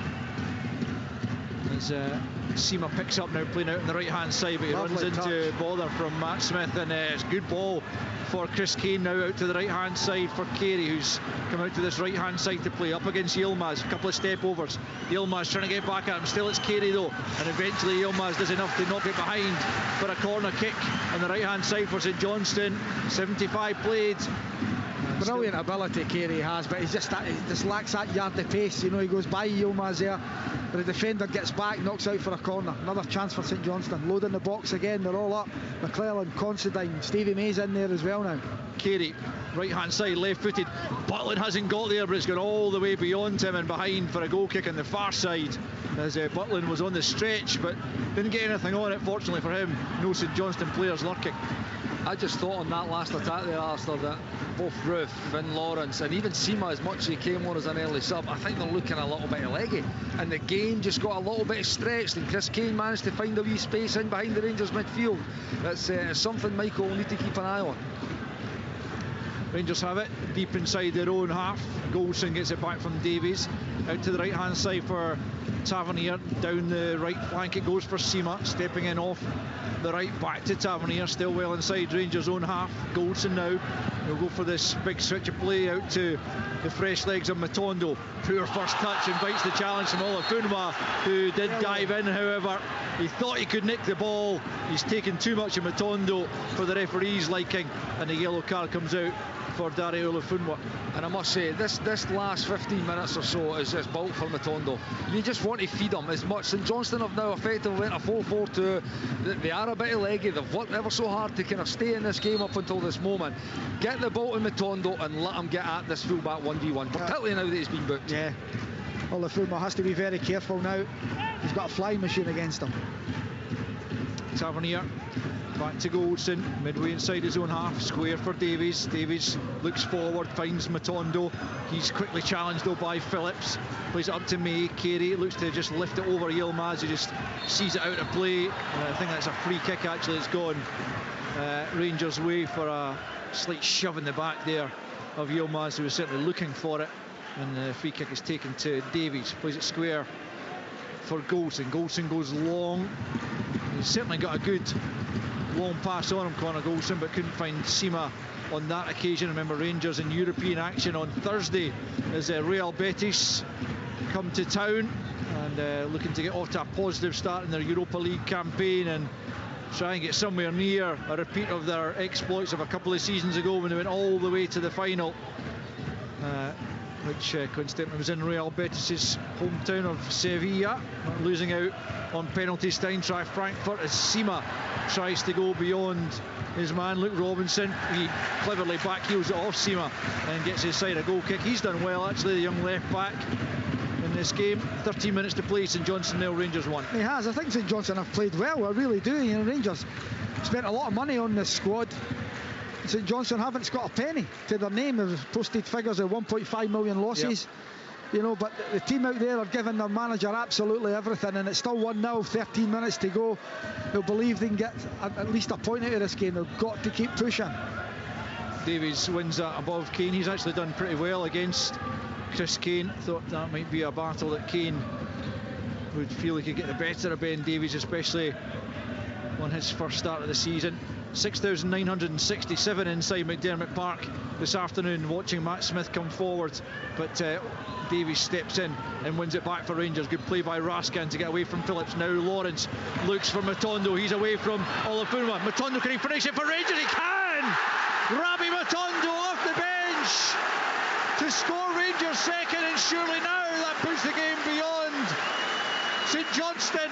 And just as the guys were saying, release Rabi Matondo, feed him in behind, and his pace on the pass from Tom Lawrence, which was inch perfect, and Rabi Matondo in off the left hand side to slot it past Dimitar Mitov. It's St Johnstone nil, Rangers 2.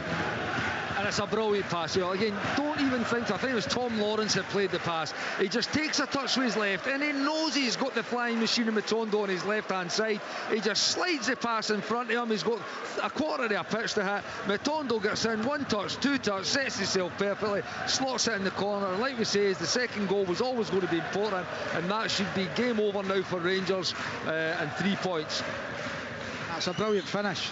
Just opens his body up, Kenny, and passes it into the bottom corner. Confident finish. Lightning quick. We just said that, how quick he was. You know, get the ball to him and cause all sorts of concern. Long way back now for St Johnstone. They've played well, still in the game in the 79 minutes, but that'll be all 3 points now. And that's the benefits of the squad, though, is it, Al? When you've got the bigger budgets, the bigger clubs. Look at the guys that you're bringing on and how they can impact a game. I mean, these games are tailor-made for Matondo. Yeah, he's a player though, Kenny, who's playing with so much more confidence than last season. I mean, Ravi Matondo of last season wouldn't necessarily have slotted that so coolly beyond Dimitar Mitov, but there was no question that when he got through into the penalty area there, that he was going to score, just as he did against PSV at home. That was a good finish as well, and he certainly looks like a player who's been reborn over the summer.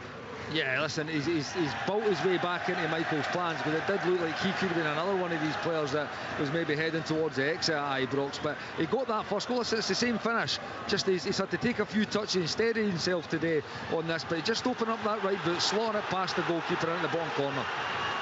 Dan Phillips has gone down, and there's a bit of confusion as to whether the ball's to be knocked out of play or Nick Walsh has eventually just stopped the game. I'm sure he could make the yard off the pitch, surely. I'm not so sure. I think he's got a dull one here. I think he might have, could be his Achilles, he's gone here.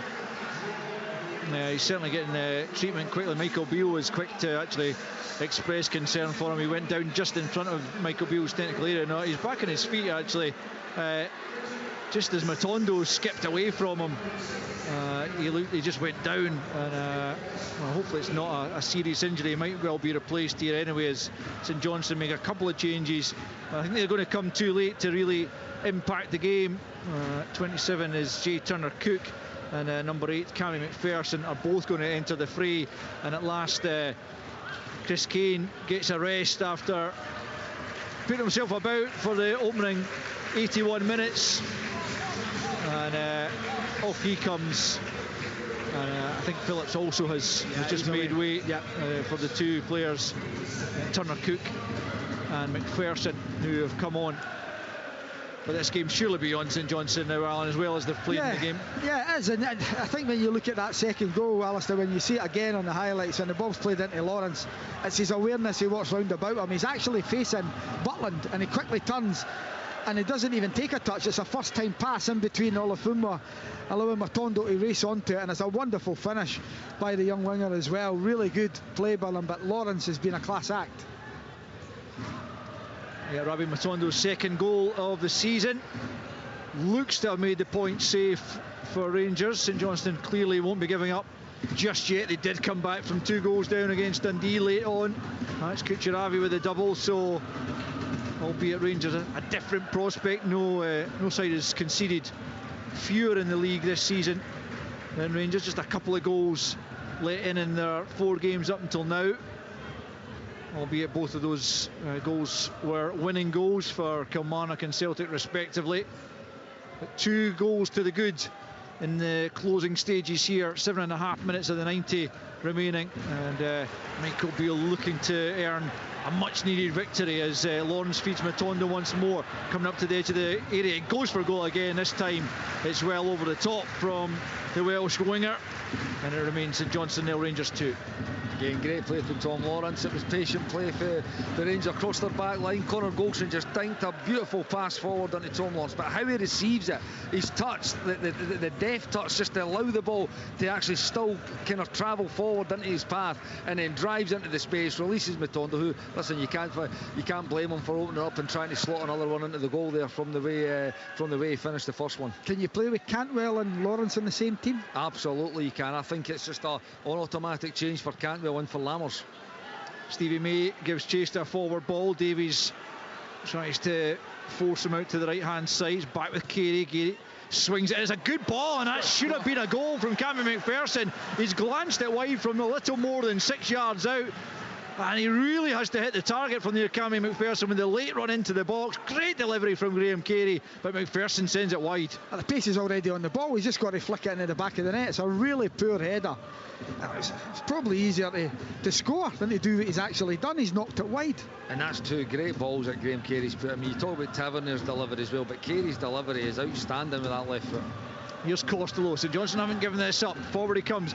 Raskin gets back to get a toe to the ball inside his own penalty area, and Tavernier completes the clearance. Considine with his head to the ball, but knocks out a play for a Rangers throw on the far side. There's no question Graham Carey's delivery from either dead balls or indeed open play is something to savour And on that occasion, Cammy McPherson couldn't apply the finishing touch. He'd have liked to have been on the end of that cross, Ken. Absolutely, it was on the money. Like you say, like all the pace was on the ball, actually travelling towards the goal. You just need to guide into that and on off that back post. You know what, say, I think in relation to St Johnstone, they've been pretty good today. They've limited Rangers to very, very few chances and had two absolutely glaring opportunities from Kane and McPherson towards the end of the game. So they've actually, listen, they're going to end up coming away empty-handed, but I think they've shown again, maybe as the season's moving forward, that they are performing pretty well as a team. The season's not going to be defined against games against Rangers and Celtic. You know, they've got a point against Celtic at Parkhead, which is probably one against the Grain. Yeah, it's they wouldn't have expected, you know, so it's the games where the teams round about them, Kenny, they need to, you know, that obviously got a point against Dundee a couple of weeks ago, the Ross Counties, the teams like that, the Livingstons, all these sides, the ones that are going to be in and around that battle is going to find it difficult. They're the ones they've got to win. Sima fouled by Luke Robinson, who earns a yellow card for his troubles, and it's a Rangers free kick midway inside the Saints half right hand side, which Lawrence will take. Into the box it comes. Davies can't get anything on it. Cleared away as far as Yilmaz. Yilmaz takes a touch and then sends it back in looking for Sima, but off his line comes Mitov to gather that at the edge of the box and immediately launches it long looking for Carey. Yilmaz should see that back to Jack Butland, applauded by the Rangers goalkeeper as the Turkish defender does get it back to the yellow shirted Jack Butland. And with 4 minutes left to play, Rangers closing in on a much needed victory, which will just ease the pressure somewhat on their beleaguered manager. But focus will then turn to European action. Real Betis will have live coverage of that from Ibrox, just following the Eintracht Frankfurt Aberdeen game earlier in the day. We're on air from just about 5 o'clock on BBC Radio Scotland Sports Sound with both games, the Europa Conference League group stage game between Eintracht Frankfurt and Aberdeen, and then the Europa League game between Rangers and Real Betis, as both Scottish teams get their group stage underway. That is of course after Feyenoord host Celtic on Tuesday, and clearly live coverage of that here on Sportsound as well. Tavernier struggling to yellow card if possible. Yeah, it's got to be the Rangers captain going into the book as well, as he just drags Costello back. 3 minutes left to play. Free kick out on the left hand side to St Johnstone. It seems to be a dirty game. There's 6 yellows now in the game. It's not been niggly. Last time it's 4 for pulling back, I think, isn't it? Did you count the one from McLean as well? Oh no, never counted him. Stephen McLean 7 then. Here's Cammy McPherson with the delivery from the left-hand side. It's a dangerous looking ball. Goldsham with a good header, just helped on by Matondo, who chases his own clearance down. It's back with Robinson on the halfway line, back out to McPherson, left-hand side, comes away from Yilmaz, who finds himself away out on the right wing position at the moment. He's knocked it off McPherson. It's a Rangers throw in. 2 minutes to play. St Johnstone 0, Rangers 2. Rangers have deserved to win, but I'm just looking at Mitov. We're talking before the game, Alistair's going to have a big performance from him. He's not really had that much to do. And there's no chance with the goals, really good finishes in the first half of Danilo, and in the second half from Matondo, no chance for the keeper, but it's not as if he was making save after save after save. But Rangers have thoroughly deserved to win. No, he had a good block from Sima in the first half. That's the only one I can really think of that you would say is goes down as a good save. Beyond that, it's all been pretty comfortable stuff for the keeper. Well, I think if you gave him his afternoon's work against Rangers, then he would take that. You know, he's made comfortable saves.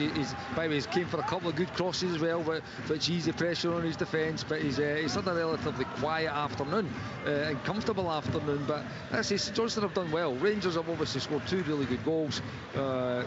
Not really had too much more. Here's Roof though trying to change that inside the penalty area. Might break back to Sima, just lashing it past the post from the edge of the penalty. He just dragged the shot in the end beyond the right hand post of Mitov. No more action for the keeper to deal with, but Rangers close to a third goal there. Yeah, he's just snatched it. It felt kindly for him. It was a bit of kind of ricocheting between bodies, and eventually felt nice for Sima, who looks just tried to find the bottom left-hand corner. Goalkeeper's right, and he just drags it past the post. Into the final minute of the 90. You get to see how much there will be in the way of added on time as Lundstrom knocks it forward for Roof out to the left hand side to Sima, who swapped wings with Matondo in these closing stages. Back it goes to Lundstrom, a bit of room, can he get the shot away here? 25 yards from goal is Lundstrom, but it's always heading wide and high of target there. John Lundstrom, not a prolific goal scorer, and never threatening Dimitar Mitrov's goal there. He's not a prolific goal scorer, but he's got two really good feet, so from that distance where he's managed to work a good bit of space about 23-24 yards out, you expect him to hit the target, but it did look a little bit of a tired effort. Yeah, always swerving away, wasn't it? But he probably should score more, as you say, Kenny. He can hit them off right or left. 5 minutes to be added on, and we are just into that right now as Rangers look to see this game out with a clean sheet intact, a couple of goals to their credit. As Yilmaz throws it down the left, Olafunwa heads forward, so too does Lawrence. Considine goes back to his goalkeeper. Mitov clears up towards the halfway line. Carey and Yilmaz. Again, it's a slightly unorthodox attempt to rise and head that from Yilmaz, and St Johnstone get the break of the ball. Lundstrom knows won it back for Rangers. Davies for Yilmaz, left hand side, midway inside his own half, forward for Roof, gets out to Sima. Sima looking to take on Olafunwa. It's great pace once more from Sima, up against Considine now, inside the penalty area. Square for Roof with a shot, and it's wide again from Kemar Roof. It was coming across his body, and he just needed to hit right through the ball, but it came off the outside of his boot and swerved away, and it remains St Johnstone 0, Rangers 2. Again, good play for Sima, using the attributes that he's got, his pace and his power, has the presence of mind to get his head up and pick Roof out, and Roof again, pretty tired effort, gets it all wrong. But I'm just watching Stephen McLean on the bench here. That's 3 times that Yilmaz has went up for headers, and he's jumping as if he's a goalkeeper with a knee up to protect himself. The first one I felt he put his foot into was it Kane or was it May? He put his foot in, but the last two, he's gone up with his knee into the back. You know, it's something, you can't jump up like that because you're endangering the opponent by doing that. So I understand he's small and he's maybe trying to protect himself, but you can't be jumping with your knee into the player's back. And Stephen McLean was definitely not happy with that last one. Yeah, it was right in front of him as well, but no, understandably, it's a couple of times at least that Yilmaz has done that, and really can't get away with that. But he just needs to be careful, because you don't want it to lead to bookings or potential sending off. The first one, that's what I was saying, it might be something the VAR would look at, because he did seem to catch. The first one's a yellow for me, the very first one that he's done is a yellow, and how the referee's not giving it, I don't know. Rangers have it, 2 minutes gone in stoppage time, 2-0 they lead, and they will move on to 9 points from 5 games as Raskan has it on the halfway line. St Johnstone will continue to languish down at the bottom, 2 points from 5 games, no wins, and just a couple of goals scored, and that's really has been a problem for them for a number of seasons now, an inability to score enough goals.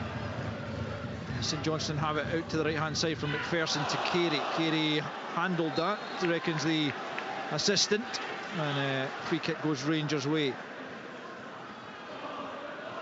Just inside their own half, left hand side.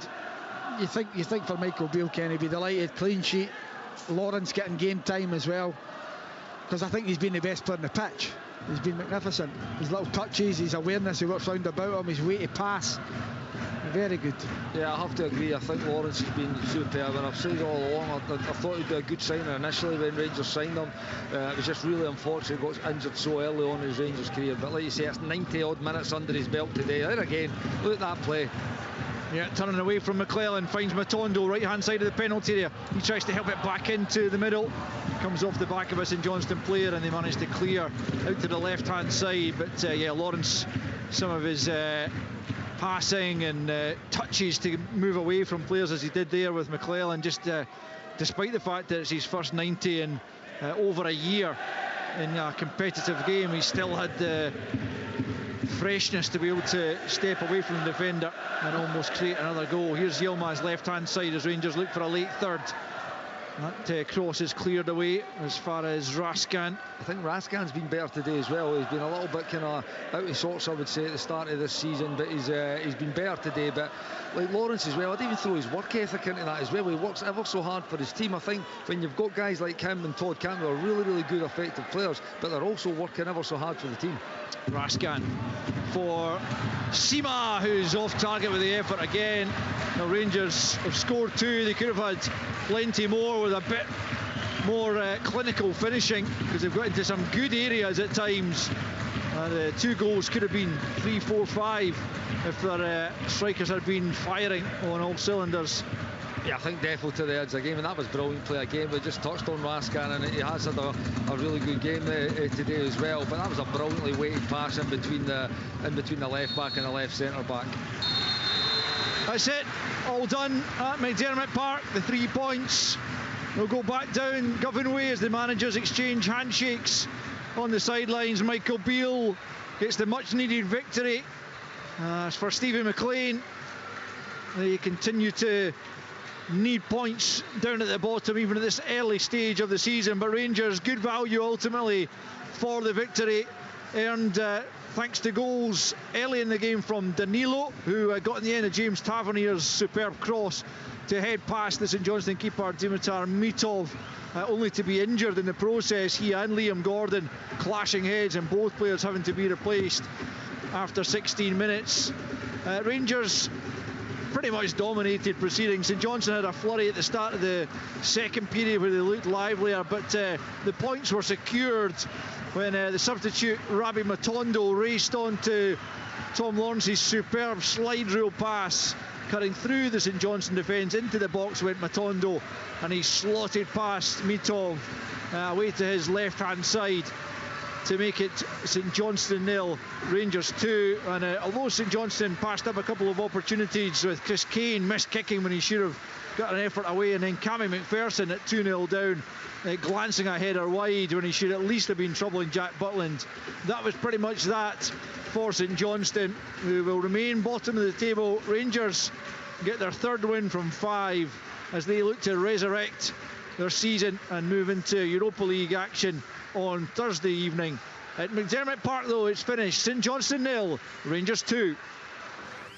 On digital radio, FM. online at BBC Sports Scotland. Your smart speaker.